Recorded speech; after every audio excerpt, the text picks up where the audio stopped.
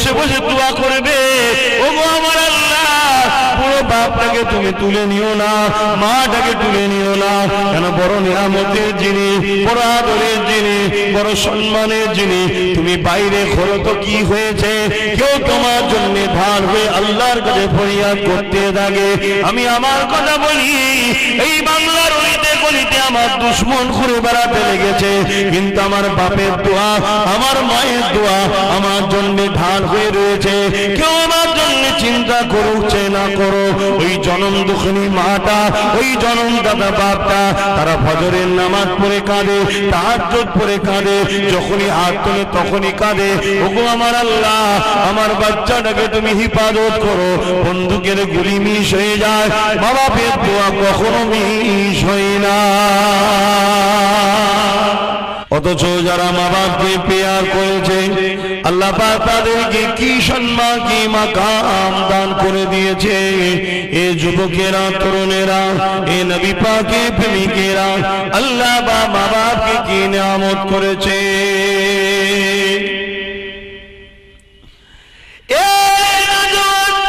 কখনো কি তুমি চিন্তা করে দেখেছো, তুমি একদিন কাজ থেকে এসেছো, একটু রাত করে তুমি ঘরে ফিরেছো, তোমার বাচ্চা যদি কেঁদে ওঠে তোমাকে বিরক্ত লাগছে, কেননা পরের দিন আবার তোমাকে কাজে যেতে হবে, তাই তোমাকে বিরক্ত লাগে, ভালো লাগে না।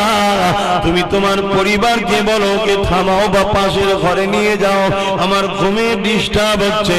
কিন্তু কখনো ভেবে দেখেছো তোমার আমার আম্মা জান কতদিন পেটে রেখেছে, ঘুম ঠিকভাবে হয় না, দুনিয়া জমিনে এসেছে, ঘুম ঠিকভাবে হয় না।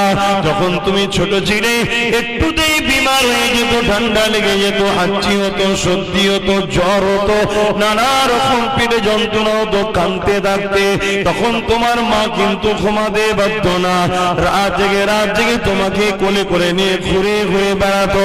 এইরকম একটা রাত রয়েছে, এক মানুষ রাত্রিতে এইভাবে ঘরে ফিরেছে, ফিরার পরে দেখছে তার বাচ্চা কাঁদতে লেগেছে। ওই স্বামীটা দেখে অবাক হয়ে গেল, জনম দুঃখিনী মাটা তার স্ত্রী বাচ্চাটাকে কোলে করে নিয়ে পিঠে করে কাঁধের উপরে মাথাটা রেখে পিঠে হালকা হালকা করে চাপড় দিয়ে ঘুম পাড়ায়, আর এমন করে ঘরেতে ঘুরাতে লেগেছে।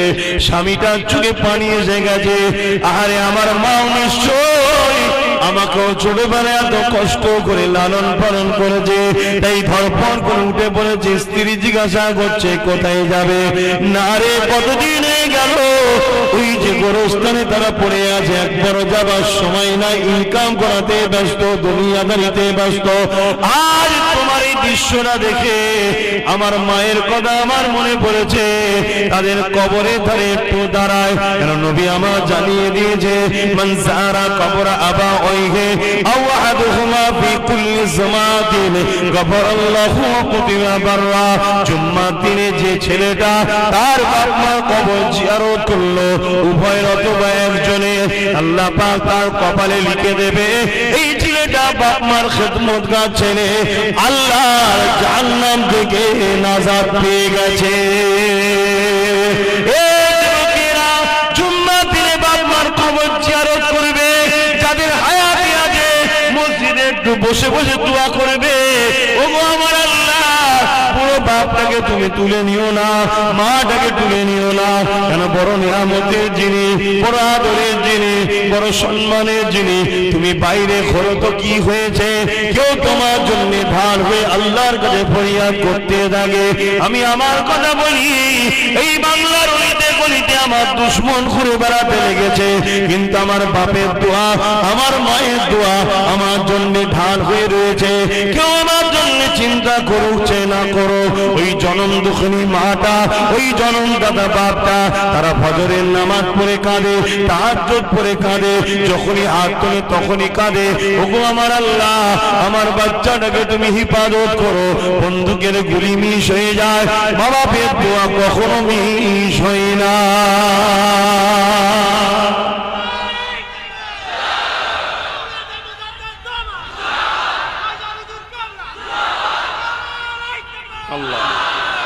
অথচ আল্লাহ নবী জানালেন লা ইয়ারহামুল্লাহু মান লা ইয়ারহামুন নাস। আল্লাহ বা হাদিসে কুরসির মধ্যে আমার আল্লাহ জানিয়ে দিলেন, মান রাদিয়া আনহু ওয়ালিদাহু ফালা আনহু রাদিন। মা বাপ তার উপরে রাজি, আমার আল্লাহ স্বয়ং নিজে তাদের উপরে রাজি। আল্লাহকে রাজি করতে চান না? চান। কোথায় ছুটছেন? কোথায় ছুটছেন? আল্লাহ খোদ নিজে জানাচ্ছে, মা বাপ যার উপরে আমি রাজি তার উপরে আমি রাজি। তাহলে মা বাপকে রাজি করুন। তবে হ্যাঁ, এখানে একটা মসলা বলে দিই, মা বাপ যদি আল্লাহ ও রসুলের বিরুদ্ধের কোনো কাজ বলে ওই কথা মানা যাবে না, কিন্তু ওর সঙ্গে ঝগড়াও করা যাবে না। মাথায় হ্যাট করে সরে যেতে হবে যে আমি পারলাম না। কেন? মা বাপের আগে আল্লাহ ও আল্লাহ রসুল। আল্লাহ নবী বসে আছেন, এমন সময় একটা মানুষ চলে এলো।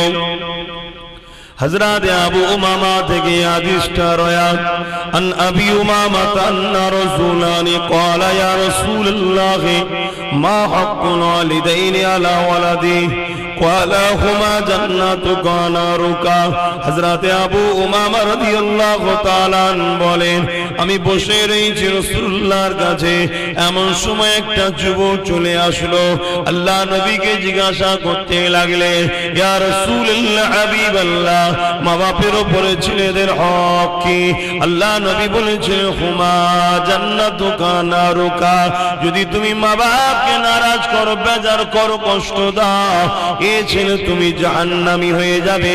আর যদি তুমি মা বাপকে খুশি করো, খুশি রাখো, আনন্দ দাও, তাকে খুশি রাখো, তার খোঁজ খবর রাখো, তার সেবা করো, হুমা জান্নাতুকা, এ ছেলে তুমি জান্নাতি হয়ে যাবে। এই শিক্ষাগুলো আমাদের বাচ্চাগুলোকে তো দিতে হবে ছোটবেলা থেকে। তবে তো ছোটবেলা থেকে শিখবে যে আমার মা এটা সম্মানের জিনিস, আমার বাপ এটা সম্মানের জিনিস। এইটু বাচ্চা, এই বাবু তোরা কোরআনের সঙ্গে কখনো বিয়াদবি করিস? কোরআনের সঙ্গে বিয়াদবি করিস? কেন করিস নি বাপ? এদেরকে শিক্ষা দিয়া যে কোরআন আল্লাহর কথা সম্মান করতে, ঠিক না বেটা? ঠিক এটাও যদি শিক্ষা দেওয়া হতো, সেই কোরআন বলেছে মায়া সম্মানের জিনিস, বিয়াদবি করতে নাই, তবে তো শিখবে। বছরে একবার হুজুর নিয়েছে, সব সমাজ পরিবর্তন হয়ে যায়? প্রতিটা বাড়িতে কোরআনের আলোচনা শুরু করতে হবে। কি করে করবেন?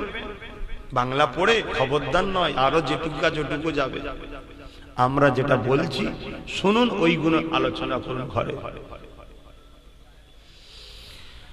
আল্লাহ নবী, নূর নবী, দয়া নবী, মা বাপে মর্যাদা কথা কত বলেছে। আল্লাহ নবী খুদ নিজে সাহাবা হুজুরদিওকে জানিয়েছেন, এ বাবা সাহাবারা, তোমাদের নবী মুহাম্মদ রাসূল তিনি নামাজে দাঁড়িয়ে যেতেন, আর মুহাম্মদ রাসূলের আম্মা জান যদি হায়াতে থাকতেন, উনি যদি আমাকে এসে ডাকতো, কই বাবা মুহাম্মদ কোথায় গেলে, আমি মুহাম্মদ নামাজটা ছেড়ে দিয়ে আমার মায়ের ডাকে সাড়া দিতাম। বুঝতে পারছেন মা কি জিনিস? যাদের চলে গেছেন এবার কি হবে, আর যাদের আছেন এখনো নিয়ামতটা আছে। কখনো কখনো একটু যে পাটি পে দেবে, আদর করবে, ভালোবাসবে, পকেট থেকে পয়সা বার করে একটু হাতে দিয়ে নজরানা মুসাফা করবে, করে বলবে মা একটু দোয়া করবেন, এই কাজে যাচ্ছি, আল্লাহ যেন সাকসেসফুল করে। মায়ের দোয়া মিস যায় না। এ যুবকেরা, আল্লাহ নবী সাহাবাদের নিয়ে বসে রয়েছেন, নবী আমার দ্বীনের প্রচার করতে লেগেছেন। এমন সময় হঠাৎ করে একটা বয়স্ক মহিলা আল্লাহ নবীর দরবারে চলে আসতে লেগেছে। নবী পাক ওই মহিলাটা আসতে দেখে আল্লাহ নবী উঠে দাঁড়িয়ে বললেন, আহারে রহমতের নবী, দোনো জাহানের সুলতান নবী, আল্লাহর পরে তামাম কায়নাতে জিনা সম্মান সেই নবী। উঠে দাঁড়িয়ে পড়ে নিজের গায়ে চাদর দিয়ে যে জায়গাটা বসেছিল সুন্দর করে বিছিয়ে দিয়ে ওই বয়স্ক মহিলাটাকে বসতে দিল। আল্লাহ নবী বড় আদরের সঙ্গে ছোট ছোট দুটো কথা আলোচনা করলো। আল্লাহ নবী মহিলাকে বড় আদরের সঙ্গে আস্তে আস্তে বিদায় করে দিল।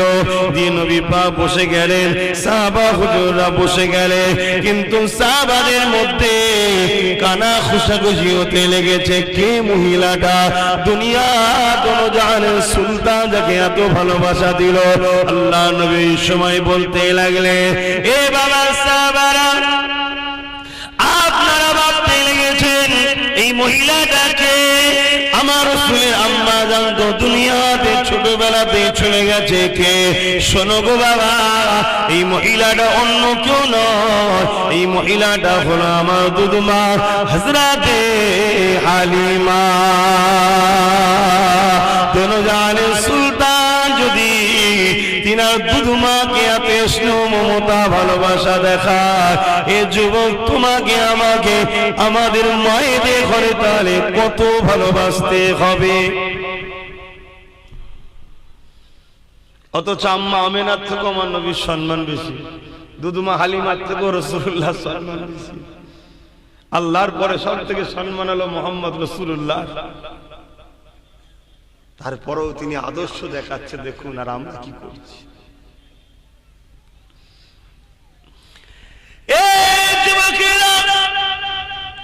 জগৎ বিখ্যাত একজন মুহাদ্দিস, তিনি তিনার ছাত্রদের নিয়ে পড়াশোনা করাতে বসেছেন।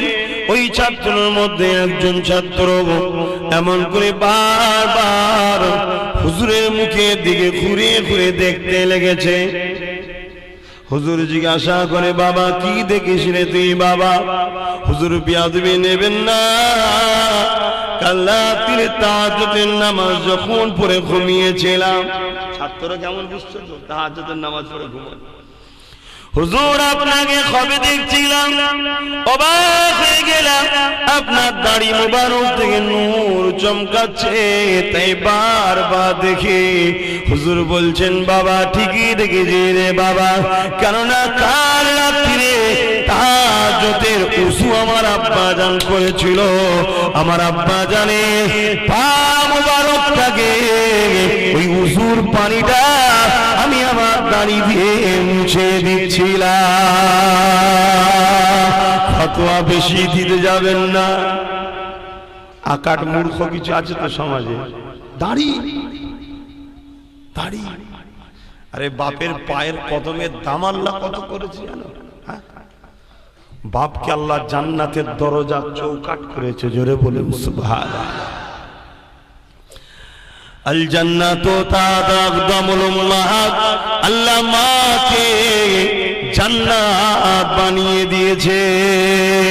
এই প্রতিটা ছেলের জান্নাত হলো তার মায়ের পায়ের তলায়। মাকে যদি বাজার করো জান্নাত গেল, বাপকে যদি বাজার করো জান্নাতের দরজা বন্ধ হয়ে গেল।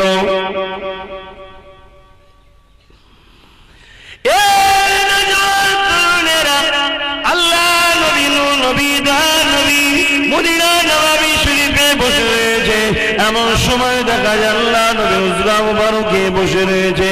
এমন সময় দেখা যায় একটা বুড়ি বয়স্ক মহিলা লাঠির উপরে ভর দিয়ে আমার নবী পাকে হুজরা মুবারকের সামনে দিতে লেগেছে।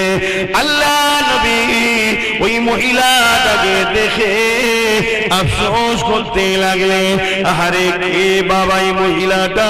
আহা এত বয়স কম, দুর্বল বয়সে লাঠির উপরে কেন বাইরে বেরিয়েছে? এনার কি কোনো সন্তান আত্মীয় স্বজন কেউ নেই দেখার? এই কথাটা নবী যেই বলেছেন, সঙ্গে সঙ্গে নবীর দরবারে একজন যুবক ছেলে বসেছিল। ওই সময় উঠে দাঁড়িয়ে পড়ে বললে, ইয়া রাসূলুল্লাহ হাবিবাল্লাহ, আমার জান মাল আপনার কদমে কুরবান হয়ে যায়। ইয়া রাসূলুল্লাহ হাবিবাল্লাহ, ওই মহিলাটা হলো আমার আম্মা জান।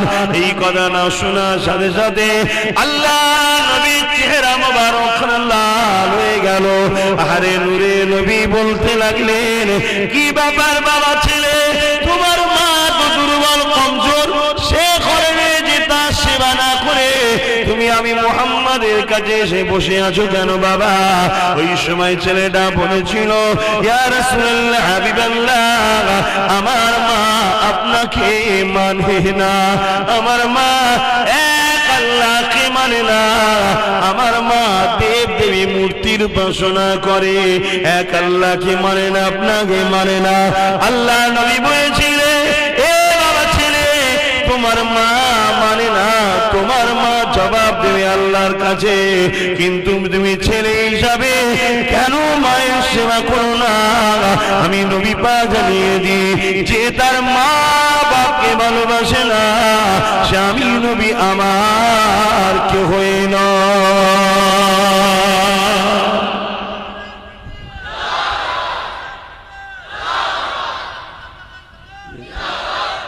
কি বুঝলেন? একজন মূর্তি পূজারী মা তো কি হয়েছে? ছেলে ইসলাম কবুল করেছে, ছেলে একত্ববাদের বিশ্বাস করেছে, রিসালাতের বিশ্বাস করেছে, মা মূর্তি পূজারী, মা জবাব দেবে আল্লাহর কাছে। কিন্তু তুমি ছেলে হিসাবে মায়ের সেবা করোনি, তার মানে যাও যাও তোমার মায়ের সেবা করো, আমার কাছে বসবে না। কিছু বুঝতে পারছে?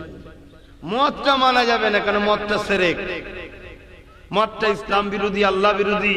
কিন্তু মা তো, তাকে সেবা করো। যদি সেবা না করো, তার যদি খেয়াল না রাখো যে মায়ের নয়, সে আমার নয়, তাহলে আজ আমরা যদি কেউ মনে করি হুজুর আমার মা নামাজ পড়ে না, আমার মা টিভি দেখে, ও মাকে কি আর সম্মান করতে হবে? না, এটা ভুল। তোমার তোমার মা টিভি দেখে, তুমি আল্লাহর কাছে দোয়া করো, আল্লাহ আমার মাকে খারাপ থেকে বাঁচান, খারাপ থেকে বাঁচান। তোমার মায়ের পা ধরে আদর করে করে বলো, মা এটা করুনি, মা বেপর্দা হওনি, মা টিভি দেখুনি, মা গান শুনুনি, মা হারাম কাজ, তুমি জাহান্নামে চলে যাবে, মা তাকে আদর করে বুঝাও। সেই দিন নাও শোনে, তথাপি তোমার মা তোমার কাছে জান্নাত, তোমাকে সেবা করতে হবে। ও ভুল করছে, আল্লাহকে জবাব দেবে। কথা বুঝছেন না? বুঝেন না? বাপ বিড়ি খায়, মদ খায়, পার্টি করে, মারপিট করে, চুরি করে, গুন্ডাগিরি করে, তুমি আব্বাকে বুঝাও, আদর করে বুঝাও, ঝগড়া করে না, তার পা ধরে পারো, তুমি না শুনলে আমি ছাড়বো না। সে তোমায় দুটো লাথি মারবে, তো কি হয়েছে? কিন্তু তোমার বাপ তোমার চেষ্টাতে যদি পরিবর্তন হয়ে যায়, সে তো আল্লাহর জান্নাতি হয়ে যাবে। তোমার এই চেষ্টাতেই আল্লাহ তোমাকেও জান্নাতি করতে হবে। জোরে বলুন সুবহানাল্লাহ। দেখ ছেলেটা কত বাপকে ভালোবাসে, ছেলেটা বাপকে জান্নাতি বানাতেছে, মারো পর্যন্ত খেয়ে।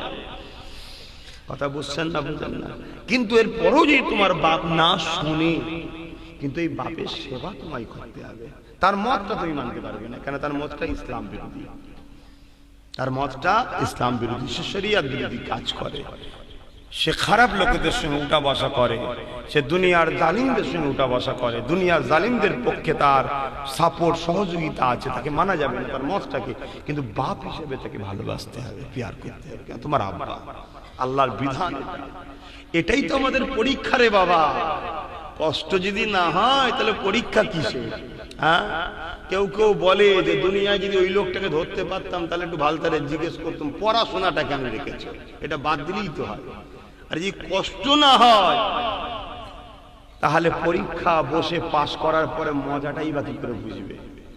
কষ্ট করে রাত জেগে পড়ে পড়ে মেহনত করেছে, পরীক্ষায় বসেছে, ভালো রেজাল্ট হয়েছে, যে আনন্দটা হয় তখনই তো আনন্দ, কষ্টের ফলটা বোঝা যায়।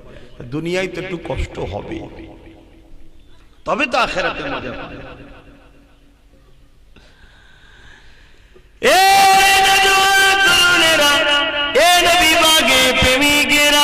হযরতে বাইতুল মুস্তামির নাম শুনেছি আমরা। হযরতে বাইতুল মুস্তামি এমন করে দেখা যায়, তিনিও তো আল্লাহর মায়ের দোয়াতে সুলতান আরিফিনের লকাব আল্লাহ দিয়ে দিয়েছে। আল্লাহ পাক তিনাকে অনেক বড় সম্মান দিয়েছে। হুজুর আমার এমন করে কাবা শরীফ তওয়াফ করতে গেছে, ওই কাবা শরীফ তওয়াফ করতে গিয়ে হুজুর আমার আল্লাহ পাকের কাছে ফরিয়াদ করতে লেগেছে, ও রব্বি আল্লাহ পাক, এত লক্ষ লক্ষ মানুষ হজ করতে এসেছে, আল্লাহ পাক আপনি সবার হজ কি কবুল করে নিয়েছেন। আল্লাহ পাক বললেন, বাইজিদ রে, সবার হজ হজ কবুল হয়েছে, কিন্তু একটা মানুষের হজকে কবুল করেনি। হযরতে বাইজির বুস্তামি অবাক হয়ে গেলে, কি এমন অন্যায় কাজ করলো সবার কবুল হয়ে গেল, সবার ওসিলা তো তারটা হয়ে যাওয়া দরকার ছিল। ওই সময় আল্লাহ পাকের কাছে জানতে চেয়েছিলেন, ও রব্বি আল্লাহ, কি এমন কাজ করেছে তিনি যিনার হজকে আপনি কবুল করলেন না? আল্লাহ পাক জানিয়ে দিলেন, বাইজি সেই মানুষটা বসে আছে হাত পা ক্ষত অবস্থাতে, তার আজকে আমি আল্লাহ পাক কবুল করি নাই। হুজুর আমার জানার বড় কৌতূহল হলো, হুজুর আমার সেই জায়গায় পৌঁছে গেলে ওই মানুষটা কাজ বরাবর যখন পৌঁছাবে, ওই মানুষটা সালাম দিয়ে বলতে লেগেছে, ও হযরত বাইজি, আমার হজ কবুল হয়নি, তাই আপনি আমাকে দেখতে আসতে লেগেছেন। বাইজি শুনে শুনে আপনাকে জানিয়ে দিই, আমি একটা বছর নয় 27 থেকে 28 বার হজ করেছি, একটা হজ আমার কবুল হয়নি। একবার 27-28 বার। আর মা বাপকে ভালোবাসলে কি হয়? কবুল হজের সওয়াব পায়। আর এখানে 27-28 বার হজ করেছে, একবারও কবুল হয়নি। চলতে গিয়ে অনেক সময় ঠুকুর মুকুর হয়ে যায়। আব্বারা ছেলেগুলোকে বদ্দুয়া করবেন না, দোয়া করবেন। মায়েরা ছেলেগুলোকে বদ্দুয়া করবেন না, দোয়া করবেন। আপনাদেরই তো কলিজার টুকরো করে ফেলে, বদ্দুয়া না করে নামাজ বাড়িতে বসে দোয়া করে আল্লাহ হিদায়াত করুন। একটু বলি বাপ মার কথা, কি নিয়ামত আল্লাহ করেছে। এইটা রোদ বলে কি বসছেন না, কি বলেন তো? ও রোদ বলে বসতে চাইছেন, ঠিক আছে থাক, কি করা যাবে। আল্লাহর ওলি হযরতে বাইজির বুস্তামি ওই সময় অবাক হয়ে গেলেন, আমার নাম বাইজিদ, আমি কি জন্য এসেছি এই মানুষটা জেনে গেল, তাহলে এই মানুষটা নিশ্চয়ই কানেকশন আল্লাহর সঙ্গে আছে।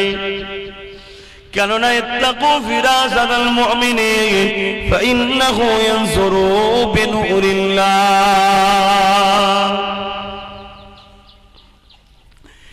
এ নজওয়ান তরুণেরা, হযরতে বাইজির বুস্তামি হুজুর আমার মানুষটা গাজা গিয়ে জানতে চাইলেন, বাবা আমার নাম জানো, আসার কারণ জানো, কি কারণে তোমার হজটা কবুল হয়নি এটা কি তুমি জানো না? হ্যাঁ জানি। আল্লাহ পাক আপনার আসার খবর আমাকে যেমন দিয়েছে, এটাও মায়ের দুয়ার ফজিলত। আবার কিন্তু রক্তের গরমে শয়তানের ধোকায় পড়ে একদিন যখন আমি ঘরে ঢুকতেছিলাম কাজ থেকে ফিরে, বড় ক্লান্ত খাটা শরীর ছিল, ঘরে ঢোকার সময় দেখলাম আমার আম্মার সঙ্গে স্ত্রীর কথা কাটাকাটি হতে লেগেছে। আমি রাগটা সহ্য না করতে পেরে আমার জনম দুঃখিনী মাকে একটা ধাক্কা দিয়ে দিয়েছিলাম। মা বেজার হয়ে গিয়েছিল, মা বেজার হয়ে গিয়ে আল্লাহর কাছে দুটো হাত তুলে বলেছিল, আল্লাহ যে ছেলে তার মাকে আঘাত দেয়, আল্লাহ তুমি সেই ছেলেকে জাহান্নামী করে দাও। ও হযরতে বাইজির বুস্তামি, তাই আমার 28 বছরের হজকে 28টা 27-28 বছরের হজকে আল্লাহ পাক কবুল করে না।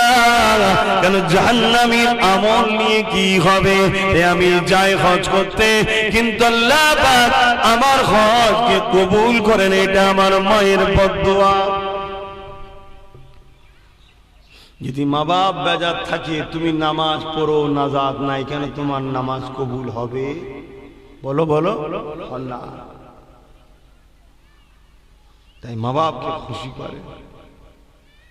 আর একদিন একটা রায়াত পড়েছিলাম যে একটা আলেম মানুষ, প্রতিবারে হজের নিয়ত করে আর মা বলে, বাবা আমার শরীরটা বড় অসুস্থ, কেউ নেই, তুই একটা সাহারা, বাবা আমি ইন্তেকাল হয়ে গেলে তুই যাবি খুনি বাবা। আবার হজটা ক্যান্সেল করে দেয়। আলেম তো এরম প্রায় হচ্ছে।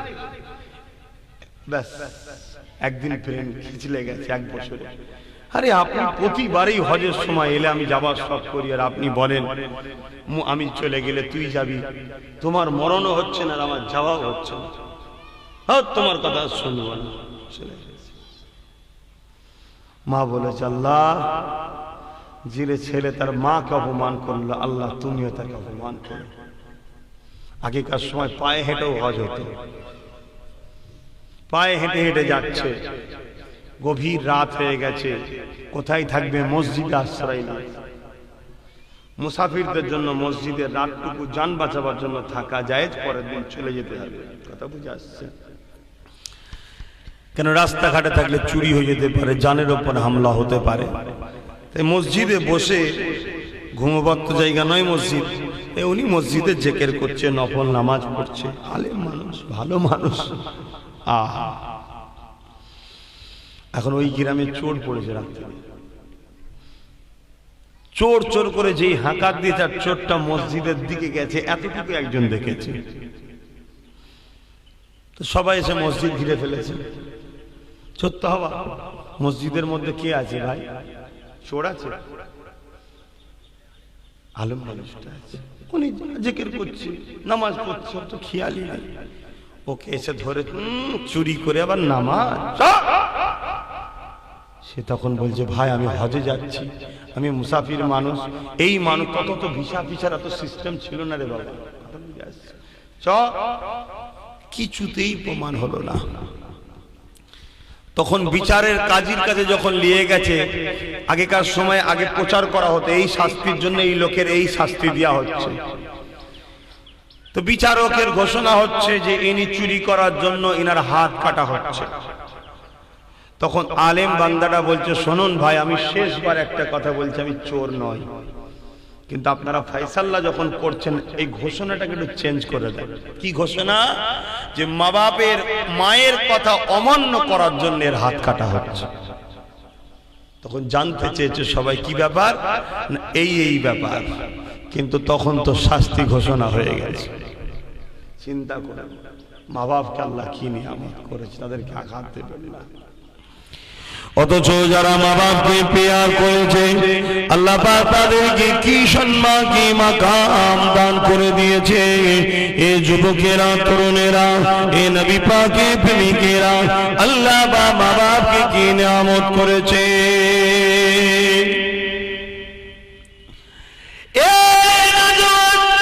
কখনো কি তুমি চিন্তা করে দেখেছো, তুমি একদিন কাজ থেকে এসেছো, একটু রাত করে তুমি ঘরে ফিরেছো, তোমার বাচ্চা যদি কেঁদে ওঠে তোমাকে বিরক্ত লাগছে, কেননা পরের দিন আবার তোমাকে কাজে যেতে হবে, তাই তোমাকে বিরক্ত লাগে, ভালো লাগে না।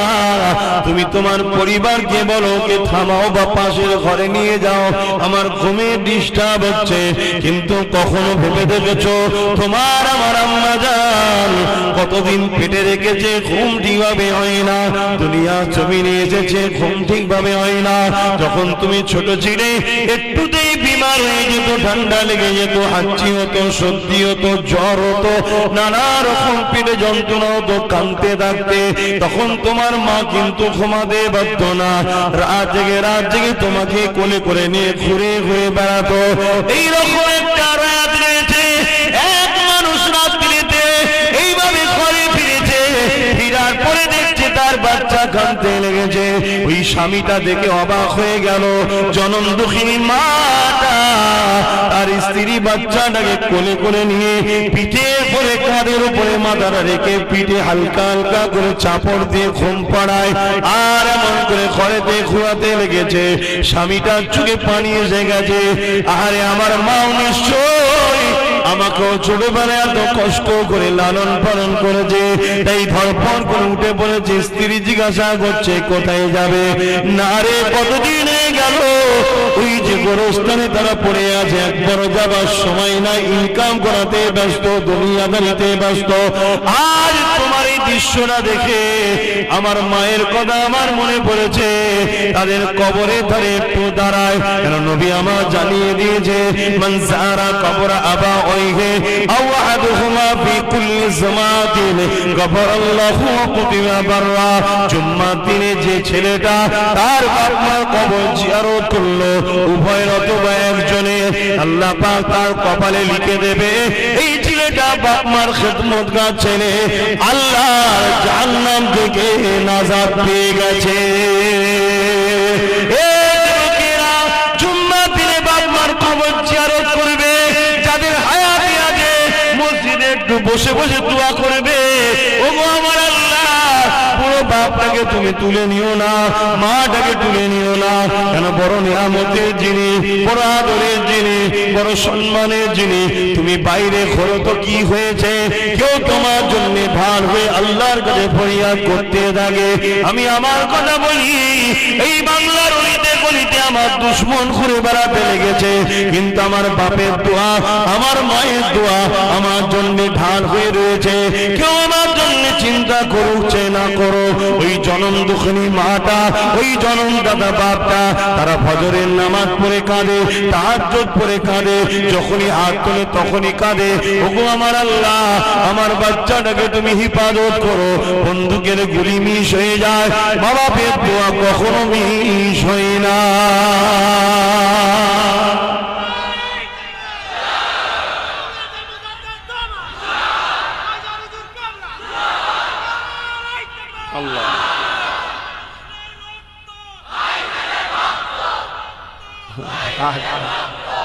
এই যে এত সম্মান, এত ভালোবাসা, এটা তো মা বাপের দোয়া। এই যে আপনারা এত ভালোবাসছেন না, এটা তো মা বাপের দোয়া, তাদের দোয়া একটা ওসিলা। এটা মা বাপকে ভালোবাসবেন, প্যার করবেন। মা কি জিনিস, তা আমার মাটা আমার কাছে যেমন নিয়ামত, তোমার মাটা যেমনই হোক তোমার কাছে সেম নিয়ামত। তুমি কম মনে করোনি তাকে, সে যদি পর্দা নাও করে থাকে সেটা তার ভুল, কিন্তু তোমার জন্য নিয়ামত। আমার বাপটা আমার কাছে যেমন নিয়ামত, হ্যাঁ হুজুর ঠিক আছে মুজাদ্দেদ জামানের ঘরের ছেলে, কিন্তু তোমার বাপটা যদি দাঁড়ি চাচাও হয় ওটা তেনার ভুল, কিন্তু তোমার কাছে নিয়ামত ততটাই যতটা আমার বাবা আমার কাছে নিয়ামত। এটা হচ্ছে আল্লাহ দান। কেন তারা যে কষ্টটা করে না, পৃথিবীতে দ্বিতীয় এই কষ্টটা কেউ করতে চাইবে না। তুমি চিন্তা করে দেখো, আজ তোমার ঘরে যদি বাচ্চা থাকে, এই বর্ষার সময়, ঠান্ডার সময়, পানি ঝড়ের সময়, তোমার বাচ্চা যদি কঠিন রাত্রে বিমারটা বেড়ে যায়, স্বাভাবিক রাত্রে বিমার একটু বাড়ে, তোমার স্ত্রী তোমাকে কি বলে, যান একবার ডাক্তার বাবুকে ডেকে নিয়ে আসেন। তুমি এখন মডার্ন হয়েছ, ফোন করলেও চলে আসে, বা রাস্তাঘাট এখন উন্নত, সাপ বেরোত ভয় না, লাইট রয়েছে, সবই রয়েছে, তথাপিও তুমি কিন্তু এই রাত্রিরে একা বেরিয়ে যাও, নিজের জানের মায়া করো না। কেন আমার বাচ্চা অসুস্থ, তুমি করো না বলো, আজকাল যুবকরা করো না। কিন্তু তোমার আব্বা যখন বেরোতো, এখনো কাদা, ঝড় হচ্ছে, বাদ পড়ছে, সাপ বের কত ভয়, হাতে না ছিল উন্নত মানের টর্চ লাইট, না ছিল এলাকায় ল্যাম্পপোস্টের লাইট, হারিকেন নিয়ে লম্ফন নিয়ে চলে গেল, একটা ঝমকা হাওয়া মারলো, লাইটটা বন্ধ হয়ে গেল, লম্ফটা বন্ধ হয়ে গেল, তথাপি পিছনে তাকাইনি, বাচ্চার জন্য আগে যেতে লেগেছে। আরে ডাক্তার বাবুকে যে বলে ডাক্তার বাবু ওঠেন, সে ডাক্তারও সারা দিতে চায় না। কাল সকাল হলে যাবো খনি, তোমার আমার আব্বা প্রয়োজনে কোনো সময় পাও ধরে ফেলেছে, ডাক্তার বাবুরে ছেলেটার জ্বরটা 104 হয়ে গেছে, খেয়েছে গেছে, একবার চলো না বাবা। অনেক ছোট বড় কথা শুনতে হয়, বা ঠান্ডা মাথায় সব কিছু শুয়ে নিয়ে ডাক্তারকে তোমার জন্য নিয়ে এসেছে। আজকে সেই বাপ যখন বুড়ো হয়ে গেছে, তাকে একটু সেবা করো, তার একটু খোঁজ নাও, তাকে একটু যত্ন করো। আর আব্বা জানেরা, আপনারা এখন আর দুনিয়ালি বেশি মাথা মারবেন না, গার্জেন হিসাবে মাথার উপরে বসে থাকবেন ঠিকই কথা, কিন্তু ছেলেরা যখন বড় হয়েছে ওদেরকে একটু দায়িত্বভার হালকা হালকা করে ছাড়েন। এখনো আচড়াচড়ি করবেন না। কিছু বাপেদের অভ্যাস আছে, এখনো আচড়াই করবেন না। যদি কেউ করে থাকে, ছেলে বড় হয়েছে, আস্তে আস্তে ছাড়তে হবে। বাপ আমি থাকতে থাকতে দুনিয়াদারিটা শিখে এলে, কেন দুনিয়াদারি বিরাট ডেঞ্জারাস জিনিস বাপ, এটাও শিখতে হয়। কি আব্বারা, তাই তো নাকি? বিরাট কড়া জিনিস, নাই হাঁ হয়ে রয়ে যেতে হবে, সব দখল করলে অন্যজন সব ঝেড়ে চলে যাবে, তুমি বুঝতেই পারবে না। তাই বাপ থাকতে থাকতে একটু হালকা হালকা করে ছাড়বেন, যে বাপ আলো ব্যবসাটা আমি চালিয়ে তুমি সামলাও, আমি আছি, তুমি করো, আমি দেখছি, ভুল হলে বলে দেবো। শুনছেন না? আস্তে আস্তে আপনার পাশে বসে বসে বসে বসে শিখে যাবে, ওর দুনিয়াদারিটাও বুঝবে। আর আপনি একটু বেশি করে কোরআন পড়ুন, এখন নামাজ পড়ুন, একটু মসজিদে বেশি করে সময় দিন, কেন আপনাকে তো চলে যেতে হবে এবারে। কিন্তু কিছু মানুষ আছে এখনো ছাড়তে চাইছেন। আমরা এখন আছি না, এখন তো তোমরা, আমরা মরে গেলে হঠাৎ করে মরে যাবে, ছেলে দিতে খুঁজে পাচ্ছে না। দরুদ শরীফ আল্লাহুম্মা সাল্লি আলা, ও তলা তো ফাটছে, ওয়ালা আলি সাইয়্যিদিনা।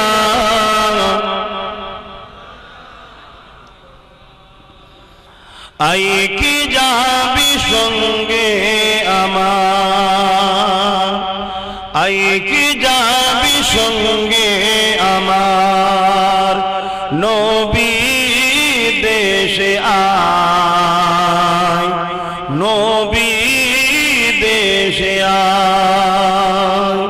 যেতা মরুর ধুলো মুক্ত হলো, যেতা মরুর ধুলো মুক্ত হলো, লেগে নবীর পায়, লেগে নবীর পায়। আল্লাহুম্মা সাল্লি আলা,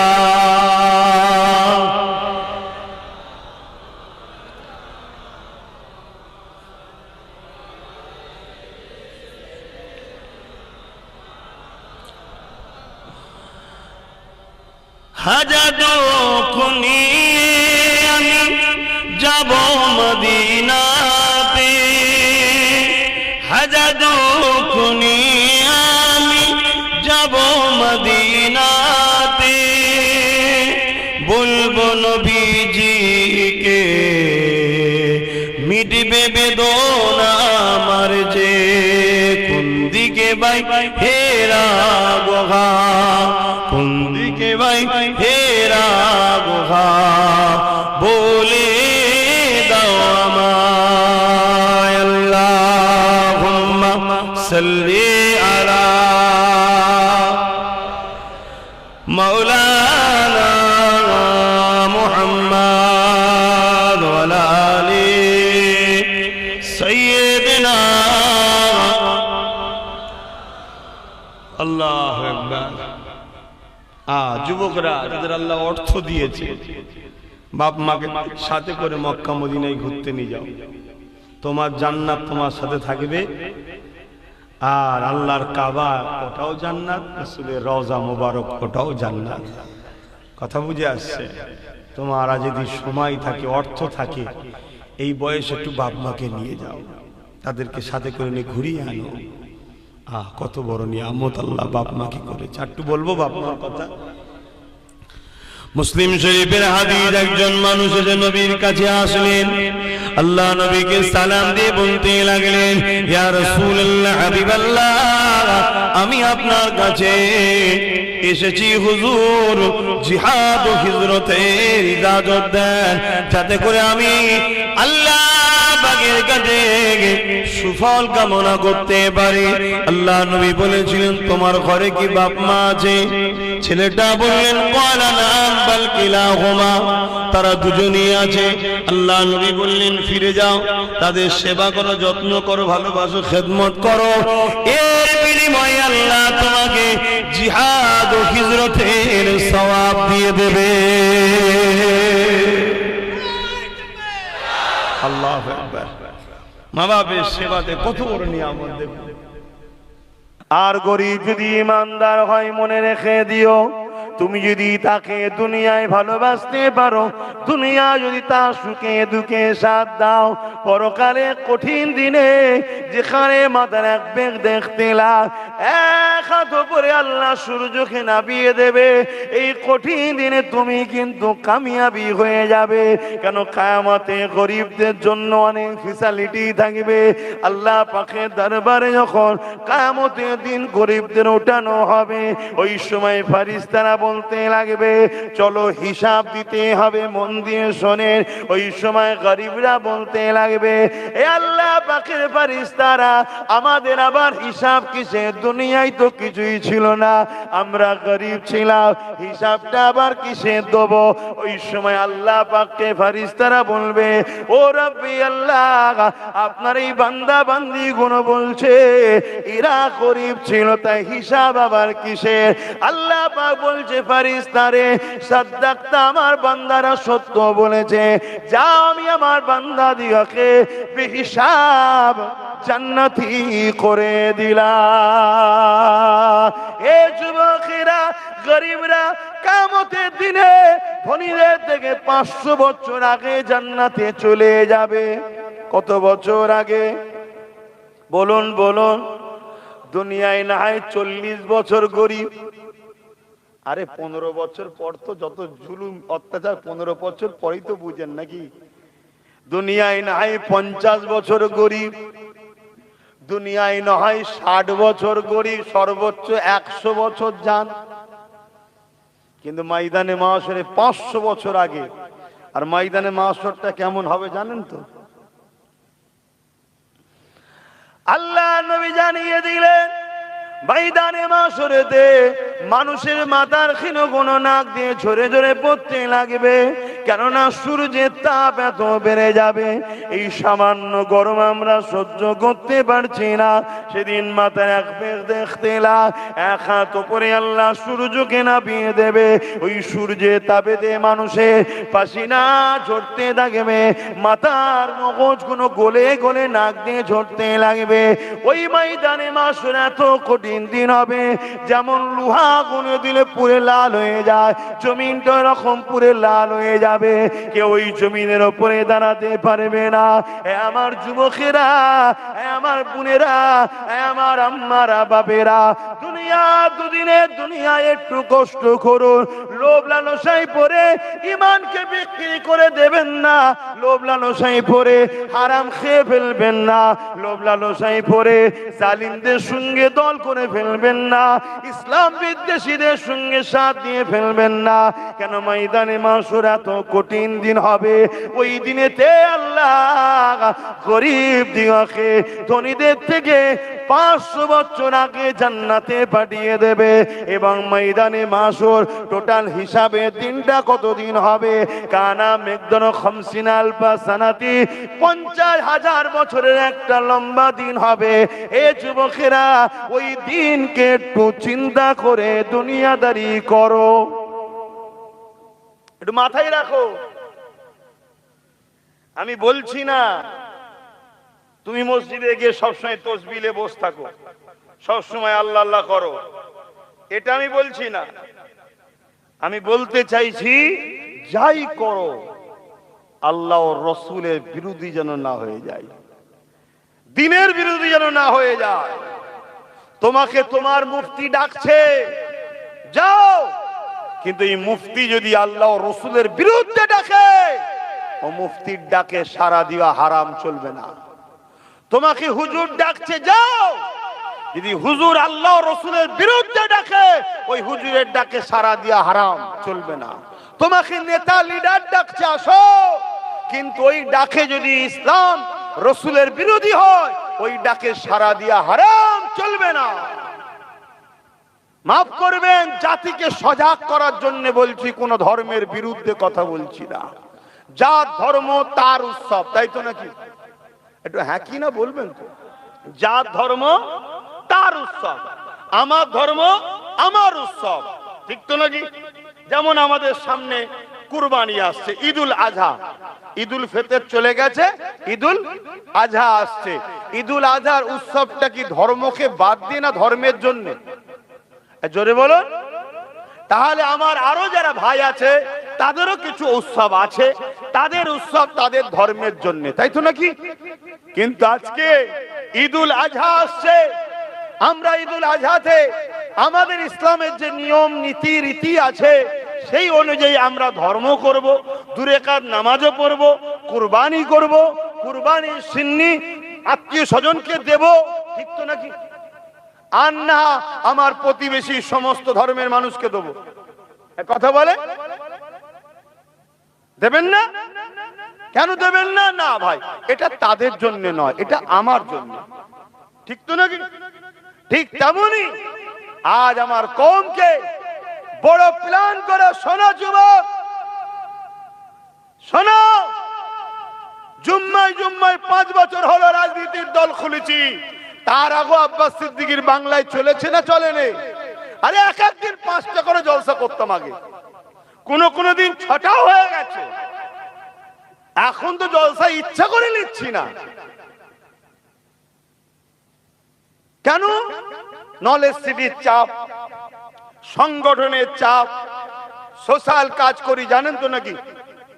এত দিকে খেয়াল রাখতে হয়, তাই। আর আগে কি করেছি? শুধু জলসা করতে, আর তো কোনো কাজ ছিল না তখন, প্রথম তো সেই জায়গায় ভুল আমায় বুঝুনি। আজকে আমার ভাইদেরকে একদল লোক ডেকে নিয়ে যাচ্ছে, কি জন্যে? বলছে চলো বিজয়া অনুষ্ঠান হবে, চলো। আরে ধর্ম নয়, এটা উৎসব। আমার কম মনে করছে তাই তো, চলো। কেউ কেউ বলছে না ওখানে যাওয়া যাবে না, তখন বলছে এটা দলীয় হুকুম। কিসের হুকুম? বলুন বলুন। দলীয়। আরে যদি তুমি আখিরাতকে বিশ্বাস করো, জান্নাত জাহান্নামকে বিশ্বাস করো, ওরকম দলকে তুমি ঝাঁটা মারো যে দল তোমাকে টেনে নিয়ে গিয়ে আল্লাহ রাসূল থেকে দূরে নিয়ে গিয়ে জাহান্নামে নিয়ে যেতে চাইছে, সেই দলকে তালাক দেওয়া দরকার আছে না নাই? এটা বুঝাবার দায়িত্ব একজন ইসলামের প্রচারক হিসাবে আমার কওমকে বুঝাবার দায়িত্ব আছে না নাই? হ্যাঁ, ওটা যাদের ধর্মের উৎসব তারা করবে, আমি পক্ষে বিপক্ষে কোনো মন্তব্য নয়, কথা মাথায় ঢুকছে। কিন্তু আমার সরল প্রাণ নবীর উম্মত গুলো, আমার সরল প্রাণ কোরআনের ঘরের ছেলেগুলো, আমার সরল প্রাণ দাদা পীরের সিলসিলার মুরিদ গুলোকে প্রথমে গরিব বানিয়েছে, তারপরে ভিক্ষা দিচ্ছে। গরিবটা বানালো কে? বলুন। প্রথমে গরিব বানিয়েছে, তারপরে ভিক্ষা দিচ্ছে। আর ভিক্ষা দিয়ে সেই নামে ডেকে নিয়ে গিয়ে আমাদেরকে বেঈমান ইসলাম থেকে বার করে দিবার পরিকল্পনা চলছে না চলেনি? আমি সবার আওয়াজ পাচ্ছি না। আমার কথায় সহমত তো নাকি? হাত তুলে সাক্ষী দাও, সহমত তো নাকি? আমি ভুল বোঝাচ্ছি না ঠিক বোঝাচ্ছি? তোমরা কি দুনিয়ার স্বার্থে আল্লাহ ছেড়ে দিতে চাইছো? বিছানিয়ে দিলে এ বাবা সাবারা, ওই যুব বান্দাটা রাস্তা দিয়ে একদিন যেতেছিল, যেতে যেতে দেখা যায় রাস্তায় একটা জায়গাতে একটা পশুকে বাঁধা ছিল, তার মনিব যেখানে ছায়া ছিল সেই জায়গাতে বেঁধে দিয়েছিল। মাইকের আওয়াজে বুঝছেন? সূর্য আস্তে আস্তে সরে গেছে, ছায়াটা সরে গিয়ে রোদ এসে গেছে। বান্দা ওই সময় যাচ্ছে, রৌদ্র তাপে আর পশুটা জিহ্বাটা বেরিয়ে পড়েছে, প্রচন্ড গরমে পিপাসায় কাতর হয়ে গিয়েছিল।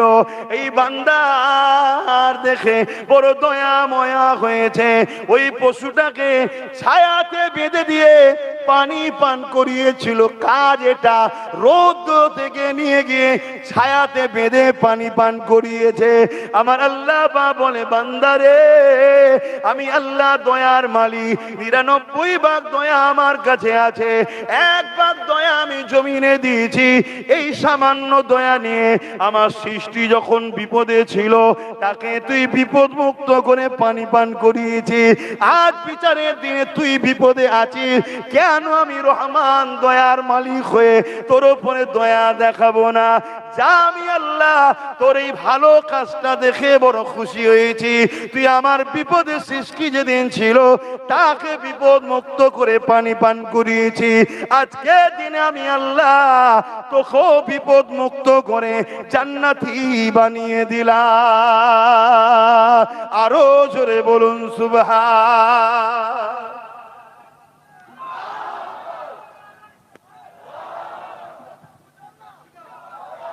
আমার তাহলে আজ বলুন, আল্লাহর একটা মখলুক সে বিপদে পড়েছিল, তাকে মুক্ত করে পানি পান করাতে যদি আল্লাহ কিয়ামতের দিনে এত পাপ থাকা বান্দাকেও মাফ করে দেয়, আজ আমাদের সমাজের নারীরা বিপদে, আজ আমাদের সমাজের গরিবরা বিপদে, আজ আমাদের সমাজের অন্য সম্প্রদায় হলো কেউ যদি বিপদে পড়ে তার পাশে দাঁড়ানো দরকার আছে না নাই? আজকের দিনে যেমন সব থেকে বড় ভয়ঙ্কর বিপদ হলো এটাই, ইচ্ছা করে জালিম হুকুমতরা, ইচ্ছা করে অত্যাচারী হুকুমতরা বিশেষ করে মুসলিম সম্প্রদায়কে টার্গেট করে প্রায় 90 লক্ষর কাছাকাছি মানুষের নামকে ডিলিট করে রেখে দিয়েছে। এটা কি ওই মানুষদের জন্য বিপদের কারণ নয়? কথা বলুন, বিপদ না বিপদ নয়? আচ্ছা রেখে দেন, হ্যাঁ লাস্ট এলেন আপনি দেবেন। শুনছেন? এই বিপদে যদি অসহায়ের পাশে দাঁড়ায়, এটা দুনিয়াতেও যেমন সম্মান আল্লাহ আপনাকে দেবে, পরকালেও আল্লাহ আপনাকে কামিয়াবি দেবে। জোরে বলুন সুবহানাল্লাহ। এই বিষয়টা আলোচনা করাকে আপনার মধ্যে কেউ মনে করতে পারে এটা রাজনীতি হচ্ছে, কিন্তু আপনি যেটাকে রাজনীতি দেখছেন, আমি সেটাকে মানব বন্ধন, মনুষ্য জাতির উপরে প্রেম দেখছি। আল্লাহর সৃষ্টিকে ভালোবাসলে আল্লাহ তাকে ভালোবাসবে, আমি এটা দেখছি। জোরে বলুন সুবহানাল্লাহ। ভাইরা আমার, একদিকে কেন্দ্রের ফ্যাসিস্ট জালিম সরকার ইচ্ছা করে বাংলায় ঢুকবে বলে কোনোভাবে যখন আসতে পারছে না, মুসলিম জাতিকে বিশেষ করে টার্গেট করেছে, পাশাপাশি কিছু গরিব এসসি এসটিকেও টার্গেট করেছে, কিন্তু বিশেষ করে 60 লক্ষর উপরে মুসলিম সম্প্রদায়ের নামকে বিভোটার করার চক্রান্ত করে তারা বাংলায় প্রবেশ করতে চাইছে।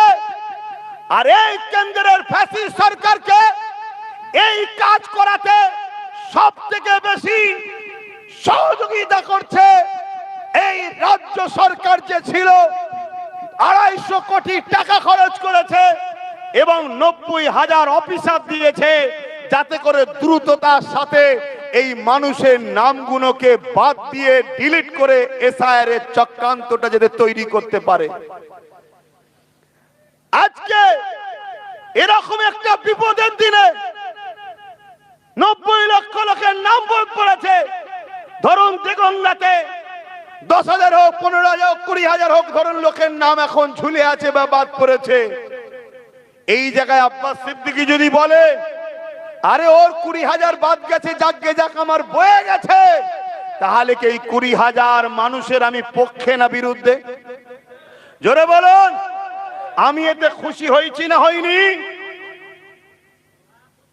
তাই তো বলছি বয়ে গেছে।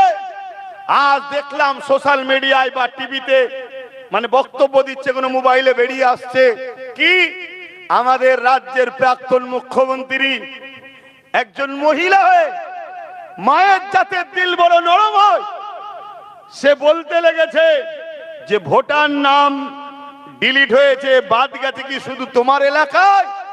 আমার ভবানীপুরে তো 40,000 লোকের নাম বাদ গেছে, তো বাদ গেছে তো আমার বয়ে গেছে, বলছে না বলেন?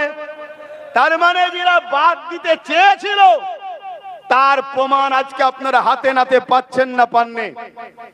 কিন্তু আজকে বড় দুঃখের বিষয়, এরকম একটা মিথ্যুক, অসভ্য, মানবতার বিরোধী, মনুষ্যত্বের বিরোধী যে তার পক্ষে উম্মতে মুহাম্মাদি দাবি করে একদল মুসলমান ঘরের ছেলেরা এখনো হুড়োহুড়ি করছে না, করেনি। বড় দুঃখের সাথে বলতে হয়, আপনারা কি সেই দিনের কথা ভুলে গেছেন? ওই কেন্দ্রের ফ্যাসিস্ট জালিম সরকার, ওই কেন্দ্রের মোদী সরকার, যে সরকার ক্ষমতার জোরে কখন কৃষকদের বিরুদ্ধে আন্দোলন করেছে, আইন তৈরি করেছে, আবার কখনো আদিবাসীদের জল জঙ্গলের বিরুদ্ধে আইন তৈরি করেছে, আবার 2024-এর শেষে 25-এর দিকে এমন করে একটা আইন তৈরি করলো যে আইনটা হলো ওয়াকফ কালা কানুন, ইসলামের সম্পদ মসজিদ মাদ্রাসা কবরস্থানের বিরুদ্ধে। আপনাদের মনে আছে না ভুলে গেছেন? জোরে বলুন, মনে আছে না ভুলে গেছেন?